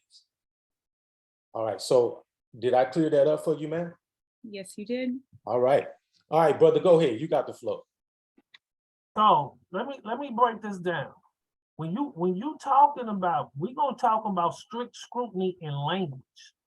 Language, when we talk about jurisdiction, you cannot make that presumption that that is the same thing that is classified as that, because it's have to be defined or it's ambiguous. You got to understand due process of law. They can't strip property. Thank you, brother. Substantive due process is what creates the rights. The contract creates itself. As Brother. soon as, listen, brother, let me finish. You're Because right. I'm a litigator. I yield. Go ahead. I'm a litigator. So when you present stuff to the court, you must show them the article and you must show them. I can show you in statutory language. You either got to have an oath of office. There's only, if you read the Constitution, I got case law. There's only two types of people. Three types of people. You either have an obligation or a duty to the United States, or you have an exemption. So how do you read the 14th Amendment? Understand the 14th Amendment. It talks about three persons. Person that's born, naturalized, and subject to the jurisdiction. So you got to understand how are you classified, because by federal requisites, you got to have an oath of office. You got to have a letter stating that, and it has to be in plain writing. And I can show you the federal requisite that is required. Do you understand what a citizen is? A citizen or a citizen as it relates to the jurisdiction. Everything has to be spelled out. We can't deal in presumptions, because the court is either going to liberally construe or strictly construe the matter. So when you make things, we got to look at the due process requirement for you, and it should be spelled out in the contract. The 14th Amendment spell it out. So was you naturalized in the United States? How was you born in the United States? Specify that with clear precision. So now we can look at the operation of law, that then we can say, here's the evidence. Here is I met the standard of operation under federal requisites to meet such as a person who is a protege required by law. If it's not in the federal United States Code statute specifically, because they got international protected persons, what make you an internationally protected person?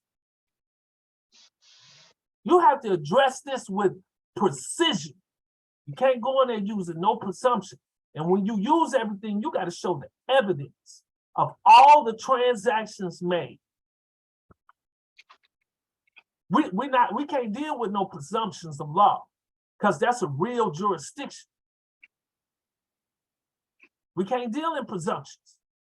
We got to see the factual evidence, the material evidence that supports your claim, backed up with the memorandum of law that supports your claim. And your handwriting, an affidavit that support that claim. It has to be in writing by your own, because the only way they can get jurisdiction is with your consent. So not only is the memorandum of law, where is the affidavit showing where you signed and said, I'm taking this oath, this office, or whatever? Your status in relationship to the jurisdiction with the exhibits showing these things to prove your claim. I yield. Okay, brother. You mentioned a lot of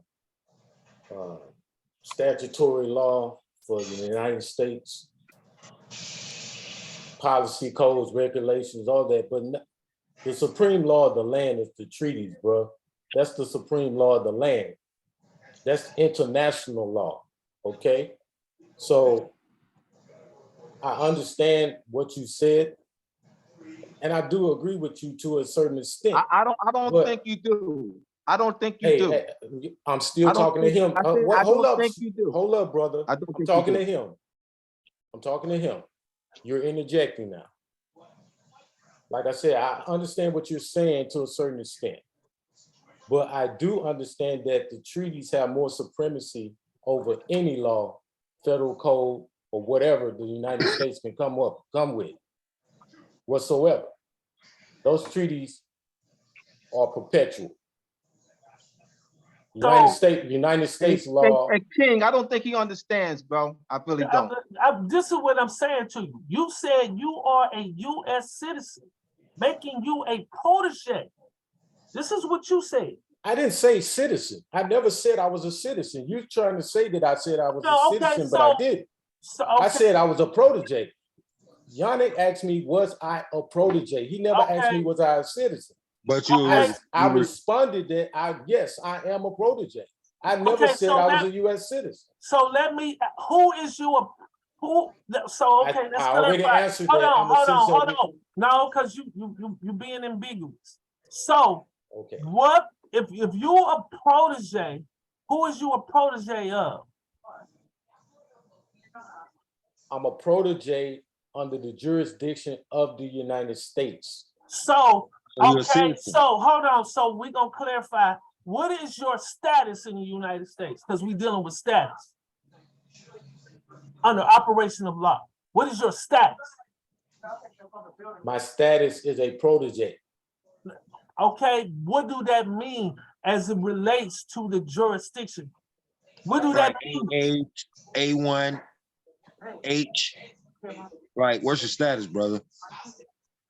I already answered that, bro. Now listen to what I'm saying. You haven't, brother. Do you hold an office? Do you hold some kind of authority under office? Are you an officer? Are you a trustee? Where? Are you, hold on, to be a protege, we finna clear this up. For you to be a protege, we got to classify your status. Because I got case law that's gonna classify your status. You gotta have an office, you got to be a trustee, you either gonna be a denizen or a citizen, or you going to be a person in the military, in the militia, or in the organized militia. What is your status within the jurisdiction? Okay. You can't just say a protege. You have to specify what that means in that jurisdiction. Do you yield? Yeah, I yield. Okay.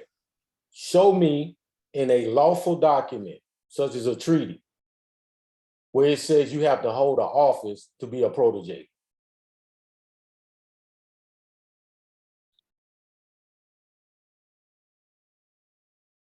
Show you in a treaty. Hold on. You said what a protege is relating to the treaty. Am I correct? Yes. And then you classified yourself to the United States. You said you are part and parcel to the United States. No, I did not. Oh my brother, you said you are a protege of the United States. Yeah, you did say a protege of the United States. Let's just use the language you said. But I never said I was part and parcel to the United States. You said you are projecting. You are projecting at that point. I said I was a protege under the jurisdiction of the United States. Yeah. He said he's a protege of the United States. Let's stay there. Let's stay. He said he's a protege of the United States. What makes you a protege? Article 3. Article 3, listen to what I'm saying. Everybody here on this platform, right? What evidence would you use if you had to go to court and say, I'm a protege of the United States and I'm protected under treaty? You saying as a Moor? You said as a Moor, right? Are you yielding the floor? No, I'm asking a question. Okay, so are you yielding for me to answer? No, let me clarify the question so that you can answer. I'm saying you're a protege of the United States as a Moor. Am I correct or not?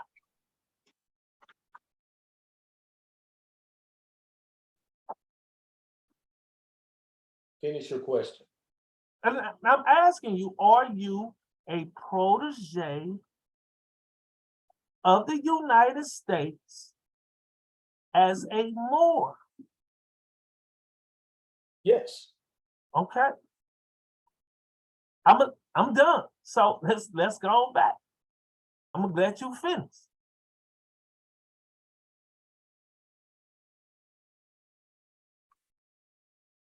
Okay. I just added a document to the chat. This chat. You got 2 minutes. You got 2 minutes. Okay, I just added this document. In that document, the title of the document is Relinquishment of Consular Jurisdiction in Morocco. It was dated in 1956. This is a public law stating that the United States has not released consular jurisdiction in Morocco as of yet. It's on hold until the president deems it's necessary to release it. So, like I said, what I'm stating concerning consular jurisdiction can be backed up by official documents. I'm not making anything up, and I'm just trying to clear up the misconception that was said that the United States has released all consular jurisdiction in Morocco. That's a misconception. They are exercising capitulatory jurisdiction by force, and they continue to do it because Morocco, the Moors, have acquiesced. That's all. All right. I yield the floor. I'm gonna say this again. I'm gonna say this. We're gonna say this. I'm in. We're gonna bring in Man Moon. All right. France is the one. I'm gonna say this again, y'all. Read the case for yourself. France is making the claim to have the most favorable nation clause. France, you keep saying Morocco. France is making the claim. France filed the counter memorial. France is claiming to have the jurisdiction. He mentions Morocco. France is making the claim. France is making the claim. 1631 treaty between Morocco and France. 1767 treaty between Morocco and France. And treaties, and those look, so read this case summary and see what's been presented. All right, so we're gonna end there. We got May Moon on. May Moon, you're next. Akira, you're going to make May Moon the host so he can present the PowerPoint presentation.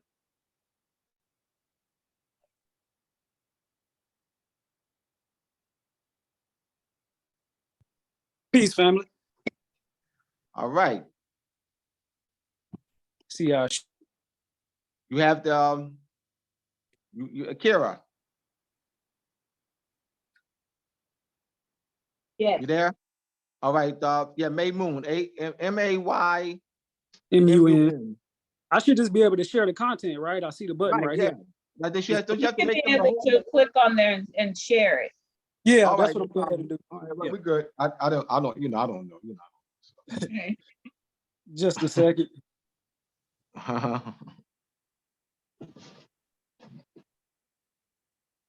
You would have to unspotlight Abdullah. What's that? Oh, she know how to do it. I was just saying unspotlight you. You're spotlighted for everyone. So you'd have to be unspotlighted and then spotlight. Put my stuff or stop video. No, not you, Abdullah. Not know what that means. I can't move it. I don't know what that means unless you explain what that means. I can't do anything. It's nothing on your end, Abdullah. All nothing right. On your end. Can everybody see my screen? Yes. Loud and clear. Yes. I'm sorry, I ain't hear. Everybody say they can see it? Yes. Yes. Okay. Yeah. Say it again, somebody said something? Okay. Now you good, brother. Okay, so the title of this is The Study of Political Legitimacy in Science, the Methodology of Returning Sovereignty to the People. I can't blow this up and make it bigger, but we have the topics. We have community outreach, political legitimacy, government, and political structure. And first, how we starting this off is through community outreach, which this first bullet point or this first point would be networking. And up under networking, we have brochures and flyers, making sure the information gets out to the people. That's part of community outreach. And we have connecting with established organizations, you know, to gain those relationships, just how we did through treaties and that of that sort. We also have educating, you know, groundwork, being out there with tents, telling the people, you know, who we are, passing, say it again? Passing this information out to people. And then we also have political skits, you know, like doing stuff in, you know, if it's a parody or in a joking way, but putting the actual information in that to grasp, you know, people's attention, you know, which falls upon, you know, educating people in a particular way, like in a comedy.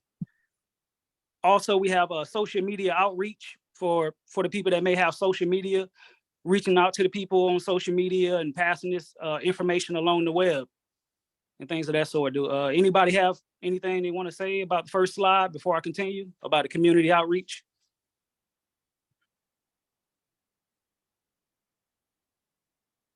We good? Okay. We're good. Next we have, I don't know why it's showing up like this, maybe because it's on a phone. So I'm reading from off my computer because what I just put up here is showing a lot different than how I have it. So first we have political legitimacy, which is what falls up under that. We have the will and the consent of the people. And in order for a body politic to be formed, you must have the will and consent of the people to structure it.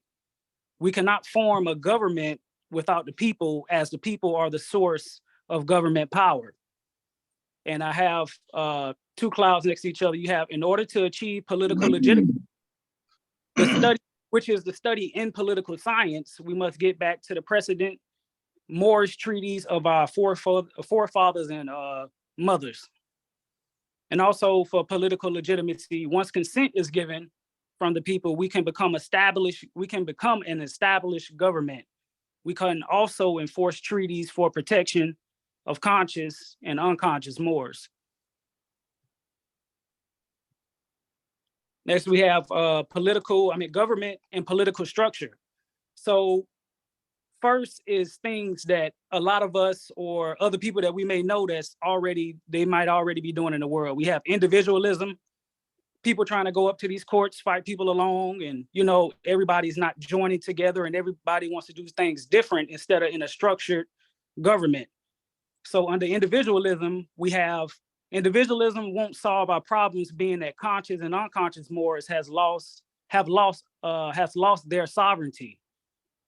This situation is an ongoing sickness as a result of not joining together to restore our government and also not being one political body after the fall of our Moorish Empire. Which from that, we have inter caetera divina, cannot be addressed through individualism, but only through political unity. And at the bottom of that, you have inter caetera divina, Pope Alexander VI, 1493, May 4th. Next is the lack of linguistic principles. We have etymology, which is the original meaning of words or the seed of a word. And the ancient and well-settled principles have been suppressed through the use of modern constructive meaning. And then I have a quote at the bottom which says, the basic tool for manipulation of reality is the manipulation of words, by Philip K. Dick. And up under that is General Education Board, which is how the world is being educated through connotations and things of that sort. So we have John D. Rockefeller, which is the start of that. Also, we have not knowing public international law. Many of us have been taught by other conscious Moors that the Moors are the drafters of the United States Constitution, the founders of the United States. And we the people of the United States in the preamble. Moors are part and parcel or partial of the United States, which is all false accusations. These grave misconceptions have inhibited the growth and development of conscious and unconscious Moors. Next, we have here, man, can't see this at all. I don't know why it's showing up like this. I'm gonna have to put it in the chat so we all can see this. Are y'all all seeing this the same way I'm seeing it? It's not on the lines? Yeah, that's how we're seeing it. I don't know why it's showing up like that. It's totally different from the computer and the phone. So I don't know why it uploaded this way, but I will recorrect that problem so everybody can see it the way that I have it on the computer. So first you have Article 1, Treaty of Paris. Hold on, Maymoon. Hey, Okay. Kira, if he sends it to you, would that be better? Yes, if you send it to me, I can do a screen. I can All right, it's sent to share it. because this is not going to be. Okay. All right. Give him your email.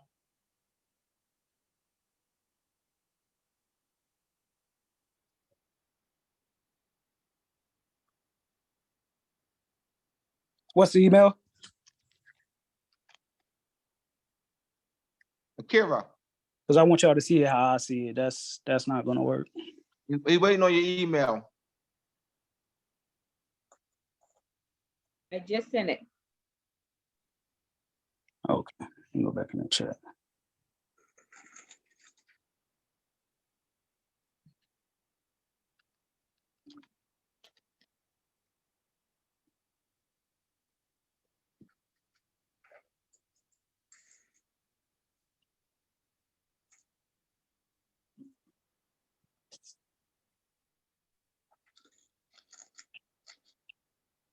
Okay, just a By second. the way, King is going to be teaching that class. King is going to be teaching next class, all 3 hours. King got 3 hours on the 22nd. On the 22nd, hey King, you gonna be ready on the 22nd? Yeah, I'm gonna be ready. We're gonna get into all of this and break this stuff down so there no proof of claim. I'm putting stuff in the chat as we speak now. All right, my man. Let me know Next if you week got, I will be on that another email. platform. I will be on another platform next week, y'all. Y'all be welcome. I'll send y'all the link next week at 7 o'clock, next Wednesday. So we got 3 consecutive weeks. Got today.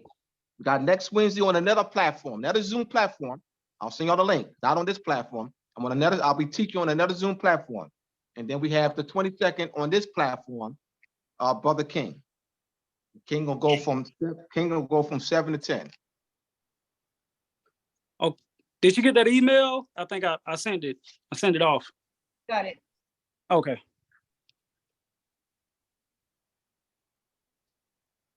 And I'm going to be dealing with the It was just big. What happened? huh?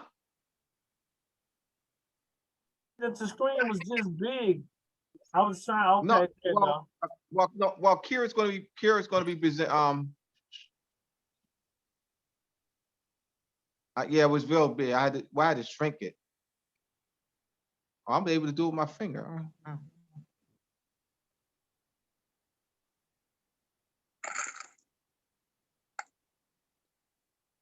All right. Oh, I got to stop sharing, don't I? Okay. Yeah. What happened? All right. There we go.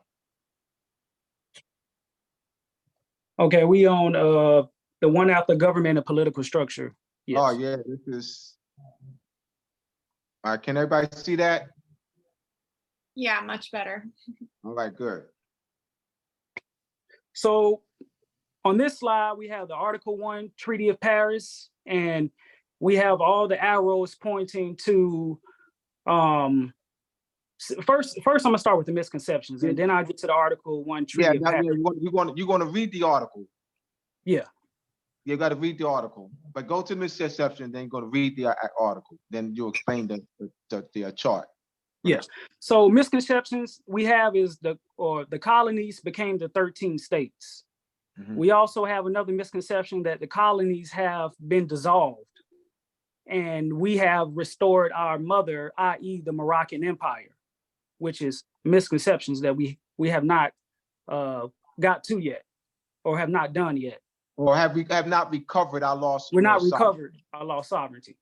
Mhm. So now we have the Article 1 Treaty of Paris, and you have New York Colony Charter, which is the head, and then you have New York State claiming rights up under the New York Colony Charter. So you have 13 states. You have 13 states assuming rights up under each of these colony charters for each state that's named. Because in Article 1 Treaty of Paris, which I'm finna read off right now, just a second. In Article 1, the Treaty of Paris, 1783, you have His Britannic Majesty acknowledges the said United States, viz., which viz means namely. And they named the 13 states, which you have in front of you. You have New Hampshire, Massachusetts Bay, Rhode Island and Providence Plantations, Connecticut, New York, New Jersey, Pennsylvania, Maryland, Virginia, North Carolina, South Carolina, and Georgia to be free, sovereign, and independent states that he treats with them as such, and for himself, his heirs, and successors, relinquishes all claims to the government, propriety, and territorial rights of the same and every part thereof. Within this, we have, go ahead. King, not King, Maymoon, read each one, read each block, read each box, Okay. New York. So read all 13. Gotcha. Yes, we don't. So start off, I'm gonna start from the state and who they're assuming rights up under. So first we have New York State assuming rights to the New York Colony Charter. We have Rhode Island and Providence State assuming rights under Rhode Island and Providence Plantations Charter. You have South Carolina State assuming rights under the South Carolina Colony Charter. North Carolina State assuming rights under the North Carolina Colony Charter, and Pennsylvania State assuming rights under the Pennsylvania Colony Charter. New Hampshire State, New Hampshire Colony Charter. We have Connecticut State, Connecticut Colony Charter, who they're assuming rights. Hey, Moon. Yes. Don't shortcut.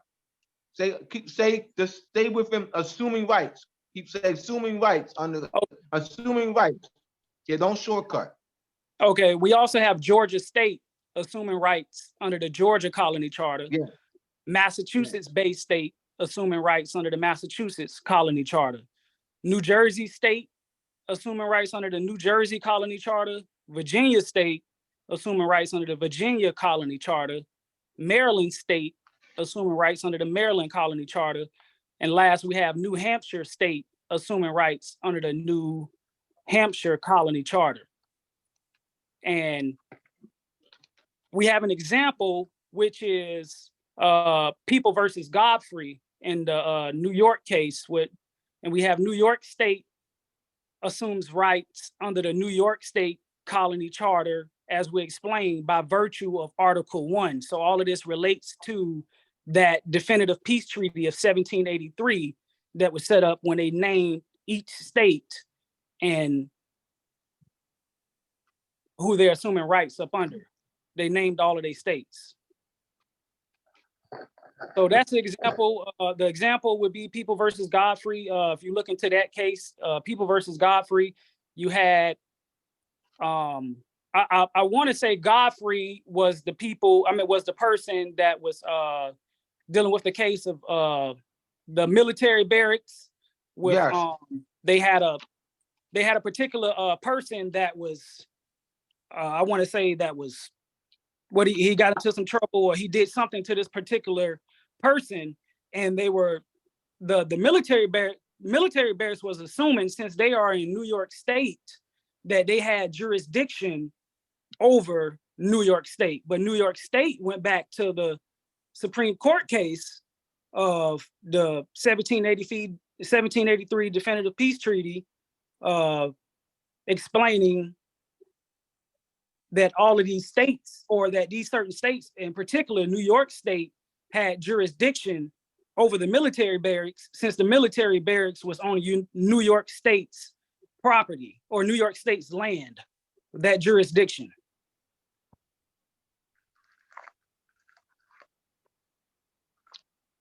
So before I Any go to questions, anyone? Before Yeah, we before I- continue?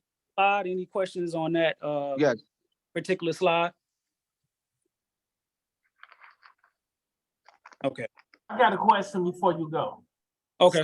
We can use this as evidence, the Treaty of Paris, showing where they're limited to the jurisdiction of these colony charters, each one of these states.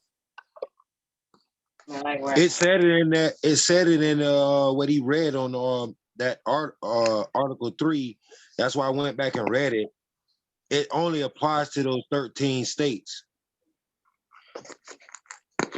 Correct. I didn't fully sorry about that. I didn't fully hear the question. Can you clarify what you're saying?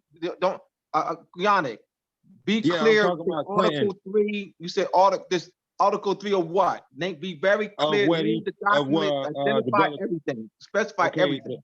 the brother Quentin was talking about the 1952 with Morocco, right? That's what he was talking about earlier. And he read off that unanimous decision under Section 2. In Section 2, if you go look at it, that's what it's talking about under the 13 states protege to the 13 states. It has that treaty in there.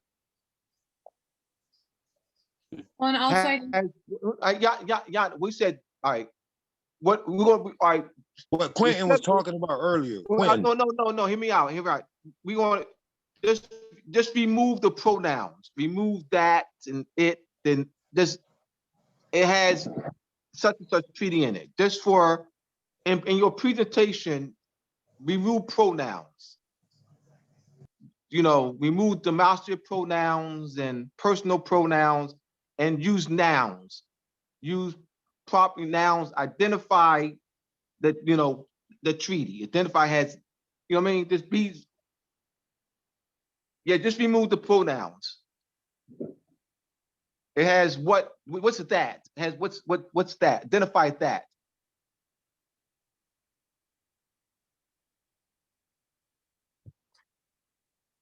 You talking to me? Yeah, yeah, Yannick.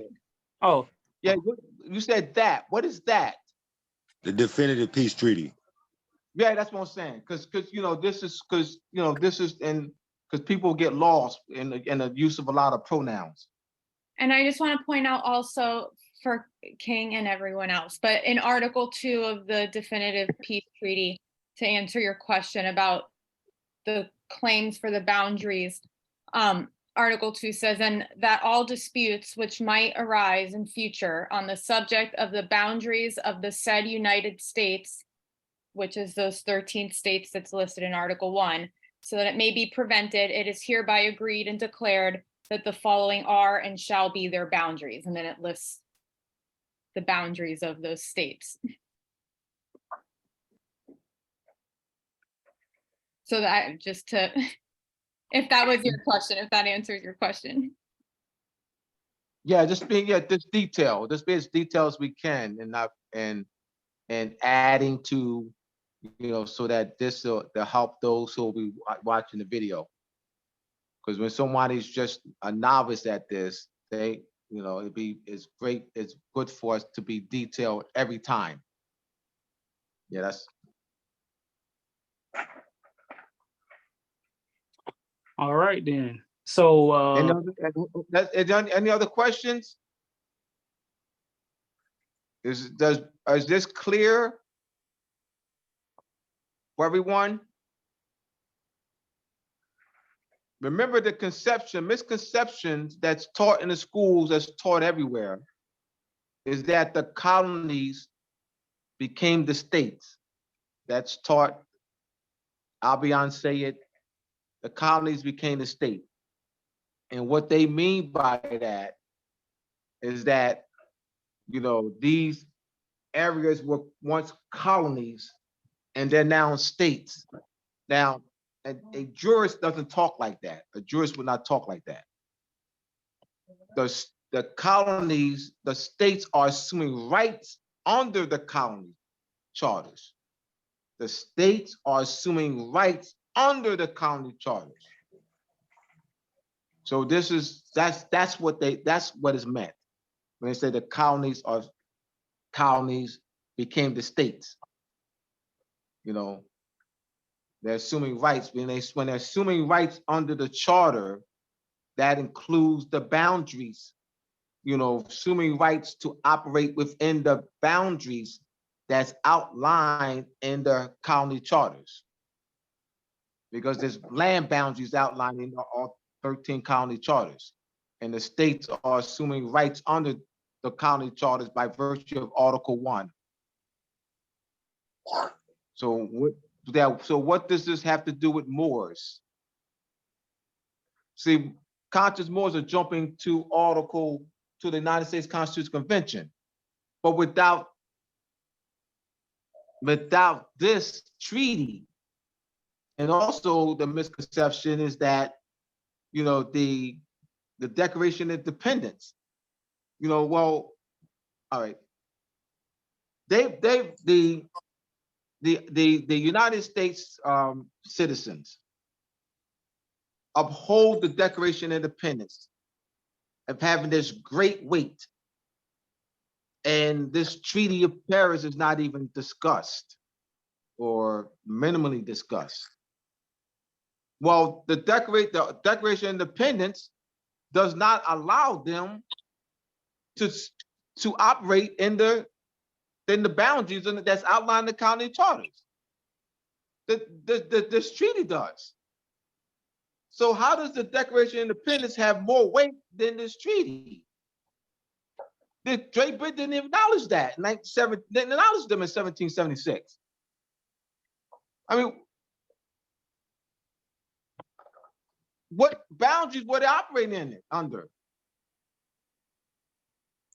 So this treaty has been set aside to the general public. You know, the general public's not aware of this. They don't have this level of knowledge, not the general public.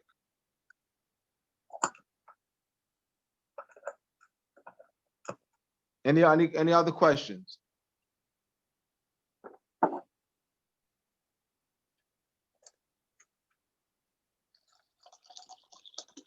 Comments? Criticism? We don't know what we're talking about, but you got to show that we don't. I mean, we can also add that the 13 states has more power than all the other states as well, because I didn't put it on this slide. Yes, yes. States as well, I didn't. That they're the parent body, the 13, the 13 colony, the 13 states, original states are the parent body. And you're looking at in trust law, the parent body, the 13 states are the ones that created the Articles of Confederation, that drafted as part of drafting, assigning the delegates of the various 13 states signed the Articles of Confederation. They forming a league of confederated states under the Articles of Confederation. The 13 states were the ones that assumed rights under the various respective colony charters via Article 1. The 13 states, delegates of the 13 states were represented their respective states at the United States Constitutional Convention. The delegates of the 13 states signed the Constitution. All 13 states held ratification conventions, and 12 out of the 13, I think Rhode Island did not ratify the Constitution. So they held ratification conventions. So that's looking at the contract. So I'm going to the contract. That's the parent body. And they are the several states there's a term, several states, that's in that Constitution, the United States Constitution. They are the several states.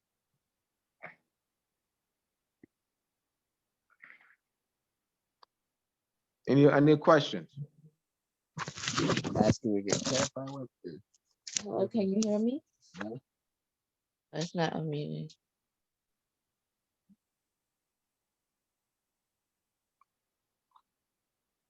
This is a major concept because the reason why we're doing this is to clarify the conception that Moors are part and parcel of the United States. The Moors are founders, that this is the Moorish Constitution. I mean, this is, and by being clear on this. Go ahead, continue, Maymoon. You're doing a wonderful job, man. All right, we got slide 7.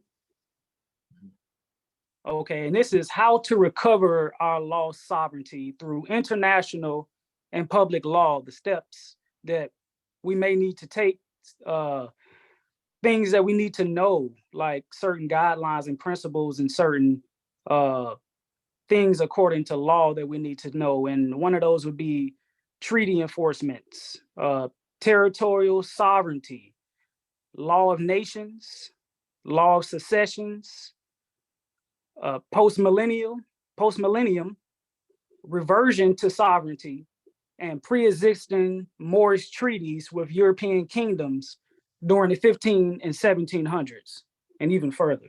So that is a conclusion of things that we need to know to recover our lost sovereignty.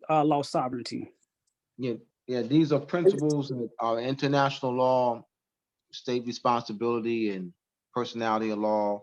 You see the others are listed there. And Moors conscious Moors have not been directed to study this area. Why focus on studying this? You know, the United States Constitution is a Moorish Constitution. You know, why focus on studying international law? You know, there's been a small area where Moors have been guided to deal with traffic cases. Like a lot of attention, resources have been directed to that.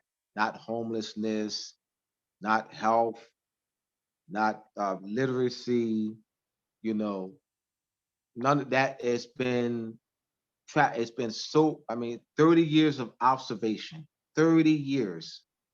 A lot of resources have been put into that. I mean, I at least I want to applaud Sister Fillet of the Million Woman March, that she at least has, you know, I would have to applaud Sister Fillet because she has at least a myriad of issues, you know, that conscious Moors don't even touch. Like conscious Moors don't even touch the list that Sister Fillet has, of the founder of the Million Woman March. You know, what's it called? Poor health and mass incarceration, and you know, drugs and homelessness and gentrification. Like conscious Moors don't even address those. I mean, they don't even list it. It's right to travel, right to travel, right to travel, right to travel. Not gun violence in our communities, not drugs in our communities, not poor health, not homelessness, you know, not gentrification, not gerrymandering, none of that. It's right to travel. We're a joke. We're a joke.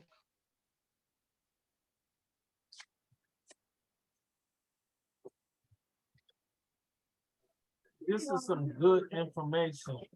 I really appreciate this. This is really detailed. And when we're dealing with things, I tell people all the time, the devil is in the detail.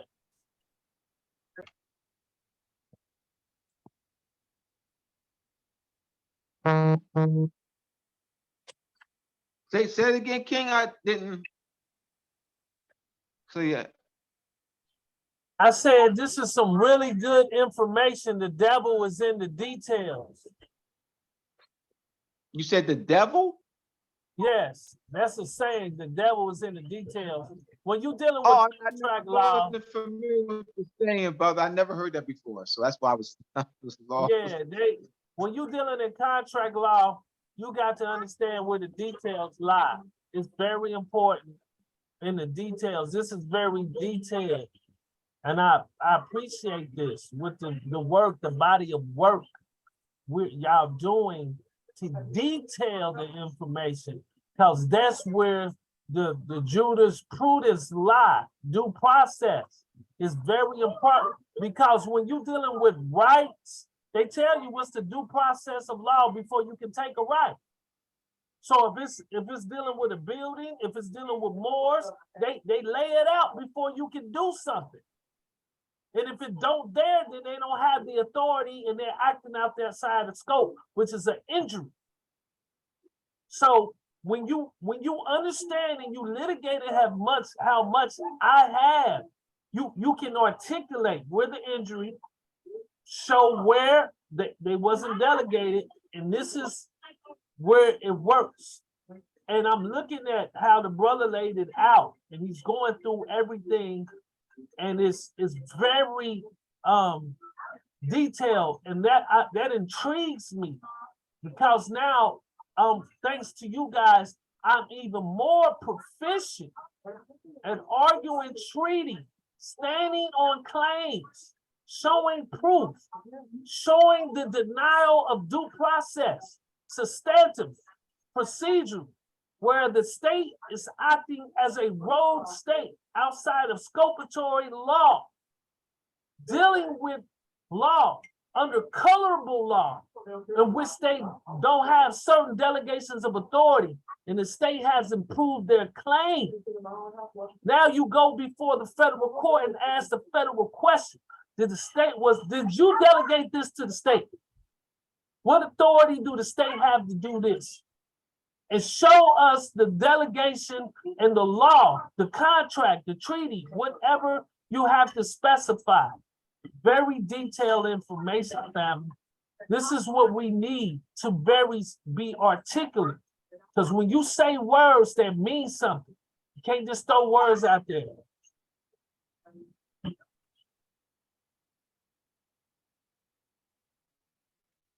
The brother Raphael put in the chat, the devil is in the details, is an idiom alluding to a catch of or mysterious element hidden in the details. It indicates that something may seem simple, but in fact, the details are complicated and likely to cause problems. I never heard that, man. I appreciate that. You never heard that? I'm serious. That's why I didn't know what he was talking about.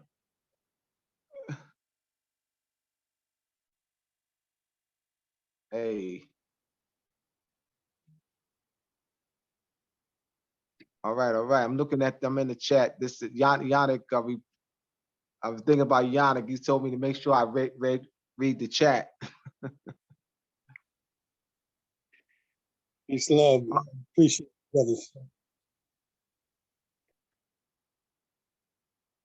You done, Maymoon? You have any Yeah, questions? that was the ending slide. I just want to make sure all the detailed information was in there, and that we discussed and went over all the details. That concludes everything that I wanted to talk about as far as the PowerPoint. All right. So do we have any questions, comments, criticism?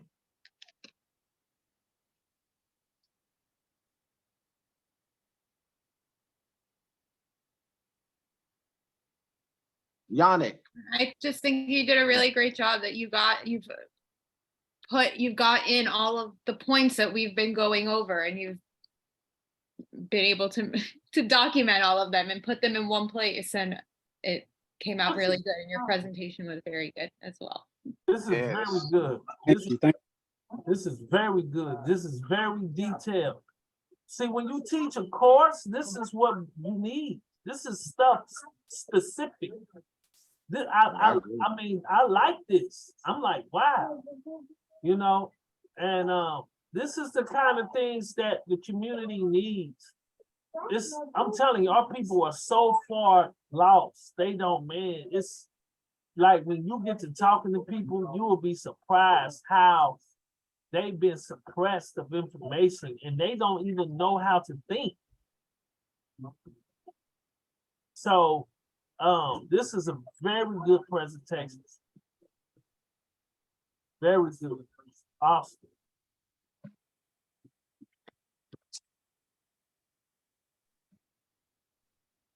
Yeah, Yeah, I definitely appreciated it. It was real informative, brother. And the slide presentation was definitely on point. I got a lot of pictures and yeah, I appreciate exactly everything that you did. You know, definitely good work. Definitely. Appreciate that, family. Everybody. Yeah, real good. Very detailed.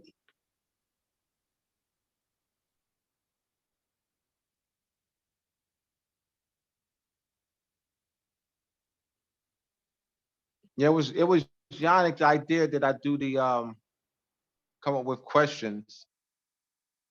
And that's how they got started with the questions that Yannick pulled out of me. What, over almost 2 months ago, right?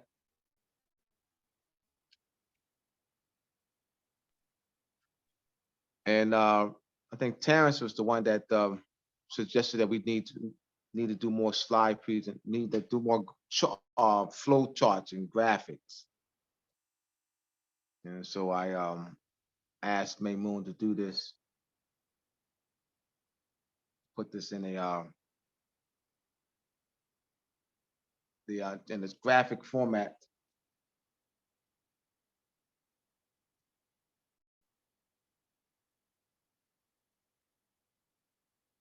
Yannick, you want to talk about the meeting that we had on Monday?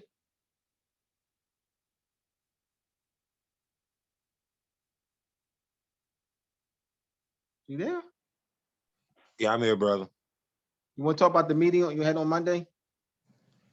Yeah, we had a Southeast region meeting this past Monday at 7 o'clock, or about 7:15. But yeah, it went well. Anybody else want to join, we will be sending out invites on the next meeting. It will be the following Monday of the next class, every second and fourth Monday. The Southeast region meeting. Talk about the assignment. Amanda suggested I give them assignment. What's the assignment that was given? To analyze Shem Malachi Bay's proposal and statement to the people, analyze it and write a summary in our words and generate questions before going in and doing additional separate research on the concepts and the principles that are in there. Chat. The chat's in the statements in the chat. Yeah, it's in the chat. All right, good. Yeah, that's the statement. The proposal is in chapter 8. The chapter 8 of Moorish and Masonry part 2, in which on Monday I'll start structuring that into a separate book. And then so when Akira finishes this part 2, and then I deal with her, and then when I lay that out, I mean, I have to structure it into a book format, and she'll lay that out. And that's not going to be, that won't be sold. We're going to be sending that out to emails and just getting donations to get that printed. So I'll get on that on Monday. Yeah, we're just finishing up part 2, and so we're gonna complete that. So we're almost done, right, Akira? Part 2 is almost done. I mean, yes. Kara's done a great job in the layout. Yeah, she's done a wonderful job in laying it out. Thank you. Yeah. It was a wonderful class. I want you to know I appreciate the class. Thank you, Adula. This is Oh, you're welcome. Elzira. All right. Peace and love. I said Elzira? Yes. Oh, yes, yes. All right, yes. See, I had to All right. let you know I'm here.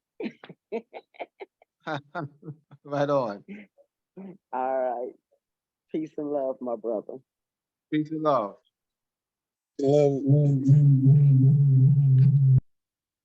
We have 15 minutes. Any questions or comments on?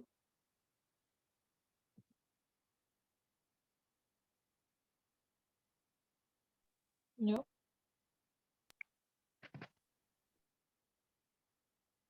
Well, let me continue then. All right, one thing real quick. Yes. So I've just been moving around a lot. I did see parts of the presentation. I'd like to let the brother know that that was a wonderful presentation. I did suggest that we do more visual presentations because throughout the movement, there's been a lot of talk, you know, and as I was explaining to, I think I was talking to Dula earlier about me explaining to my brother that my brothers, that how this movement has been, you know, operating heavily off of word of mouth. And, you know, because it's a lot of, you know, he said this, he said that, he didn't say this, or he didn't say that, or whatever. So there's a lot of going off of the word of mouth of the teachers. And you know, a lot of, you know, Moors have been, you know, you would take those, you know, your teacher's information, and then you will hone it as your own. And then as their conclusions become your conclusions, you stand heavily on that. And then Moors are taught to stand on your square. You know, I've seen a lot of that, you know, back in the day on the YouTube, stand on your square. And you realize that when you're standing on this so-called square, that you're standing on the wrong information, or misconceptions. So as we present evidence here, as we present, you know, we stake a claim and then we present evidence. So it's not to, like the brother was presenting earlier, is not dictating how we want you to answer a question. The way we do it here is, you know, on this platform, is that when you state your claim, then you must present the evidence afterward. So it's learning the, in fact, that's why we presented the book, Asking the Right Questions, a guide to critical thinking. So, yeah, that's why I want to do more of, you know, visual presentations. That way we can see what's going on. We can see how the government works. We can see, you know, the chain, you know, how everything links. Because some people learn by talking, okay? Some people learn by, you know, visuals. Some people learn hands-on. Not that you can learn government just hands-on, because there is some schoolwork involved in that. A lot of schoolwork. You know, you see senators and you know, statesmen, they learn, you know, they go to school for their position. So that was the reason for for my wanting to make things a little more visual so we can actually see. Great job, brother. Presented the for your presentation. Thank everyone for coming on tonight.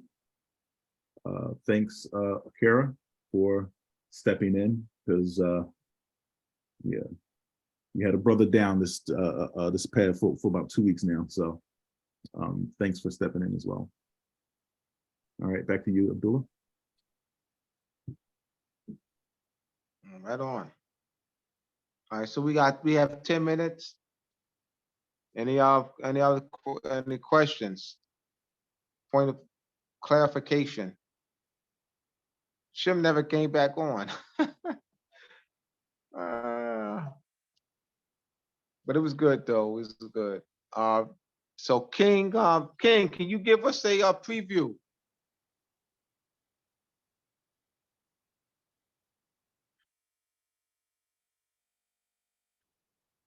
You still with us?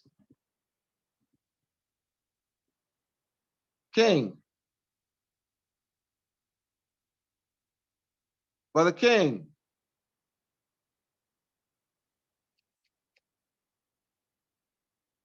He stepped away. If no one have any questions, All right, Brother King, give us a preview of your class coming up in 2 weeks.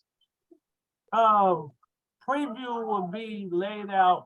We need to start with about proof of claims, evidence, how, when you first, I'm gonna teach you how, when they say proof of claim, what's the first thought should come to your head? And we're gonna go over the presentation of material evidence. There's gonna be some kind of record, some type of document, treaty, or something that you can show how rights are conferred from an instrument under contract, creating a legal nature or obligation or a duty, either by military or economic demand through the contractual nature. So when you're dealing in law, you're dealing with real estate. That's what we're dealing in. So we're going to break down the concept of due process as it relates to evidence, proof of claim, so we can establish how to present and represent and have the court recognize their obligation under contract. Is that what you wanted me to do? Yes. So that's what we're going to do. So we'll go through the rules of evidence and different stuff like that. And I'm putting together something now. It'll be simple. And this is why it has to be very detailed. Like, we have to keep this up so that people can know. So when you say proof of claim, they'll know what they're going to talk to, because a lot of us is using presumption. And that's the problem. They'll say, well, we're presuming this based upon this. No, because there's a status associated with everything. When conferring to the United States, if you're a subject, protege, or whatever your status may be, you got to have a contract to verify that status. You got to have it, it has to be in writing. If you're a subject or if you have expatriated to the jurisdiction, there has to be something that's evidence that can show that. Or the court just presume that because of your ignorance. So they just throw you in the category with everybody else. They just lump you with all the code on the file. They say, okay, he don't know no better, so we're gonna just throw him into the jurisdiction. Because you don't know how to articulate your claim. You don't know how to separate yourself. Most of us think that we're part and parcel to the Constitution. Most of us don't understand how to separate or use certain articles, treaties, documents, references of material facts. So we go through this thing and we don't understand it. Because we don't, and then we go and say that, oh, we're Moorish Americans, right? We'll use terms that disqualify. So what I have created is the rule out process. A rule out process. You'll disqualify yourself and you have to learn how to rule out. And this is how you can qualify law on how you could disqualify law through a rule out process, through a checks and balances of understanding, okay, what is the due process operation for naturalization? What is the due process operation of being a subject? What is the due process of if you being born or formed in the United States? What is the due process required for that? You can't just throw it out there. So if you say you're a protege, we got to look at what is the due process requirement to be that. There's a requisite. And if we're going to say treaty, because this is how it works. A lot of people say, well, treaties supersede and all of this. You got to understand, like, for example, the rights of indigenous people, it hasn't been ratified by Congress, where it's been ratified into the domestic law of the United States. But the Treaty of Peace and Friendship was. That's a big difference. That weigh heavy on the court. And because now it's a part of their domestic policy. When a treaty is not ratified, it stays in the international community. It's not a part of domestic law. And there's a due process requirement in order to get there. There's a standard of operations, family, that must be met. There are requisites that must be met to qualify your position in law, or it's going to be disqualified. You fouled out. So we got to know the difference. We can't just throw around treaties and say things. We got to say things and understand how to articulate things. And that's what I'm going to teach under the rules of evidence, standard of operation of law, understanding the requisites, understanding what is due process from a substantive and procedural point of view, so you can have standing in the court. And that's what makes you a litigator. Thank you, King. Thank you. I'm scheduled to be on the Hawkers tomorrow night at 8 o'clock. I'll send the link. I didn't talk to him in the morning. So tomorrow night at 8 o'clock, 8 p.m. Eastern Standard Time, to Haka, bring me back for the third time. And this is a continuation of the last time I was on 2 months ago. So that's tomorrow, if he hasn't rescheduled it, but we're scheduled for tomorrow night.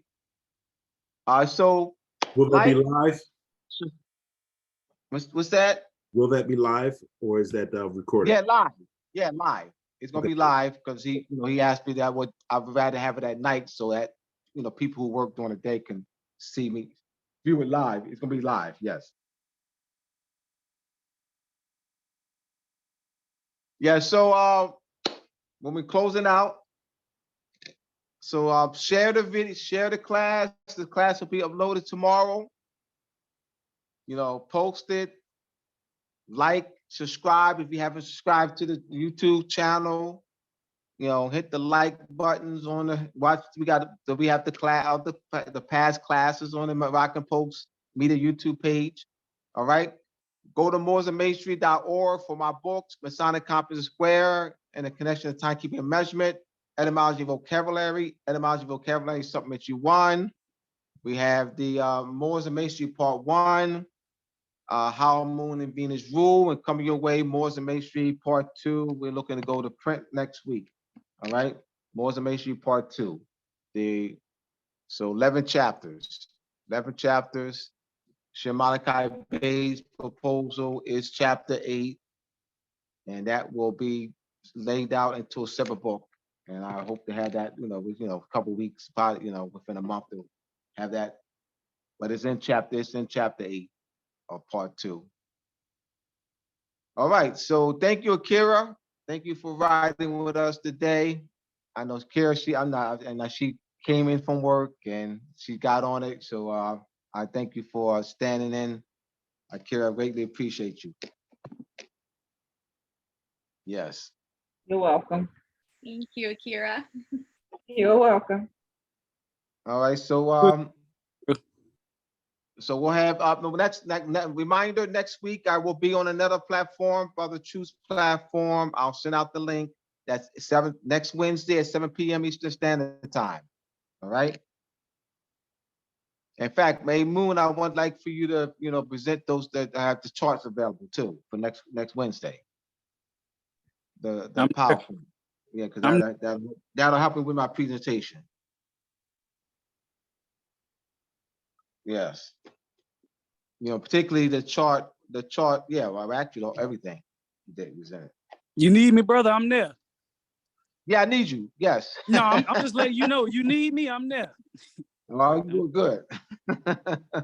Yeah, because I can use that. That's what that was good graphic work, man. I'm highly impressed with that, man. Yes. All right, so we're gonna close out. All right, so we'll see you all we'll see y'all tomorrow. The taco show tomorrow night, and next Wednesday on another platform, Truth's platform, and then 2 weeks from now we'll be back on this platform with Brother King. Will have all 3 hours. All right, it's his show, and in 2 weeks. All right, so we're gonna close out. Thank y'all. Like, subscribe, and also share and post the videos. Peace. Peace, everyone.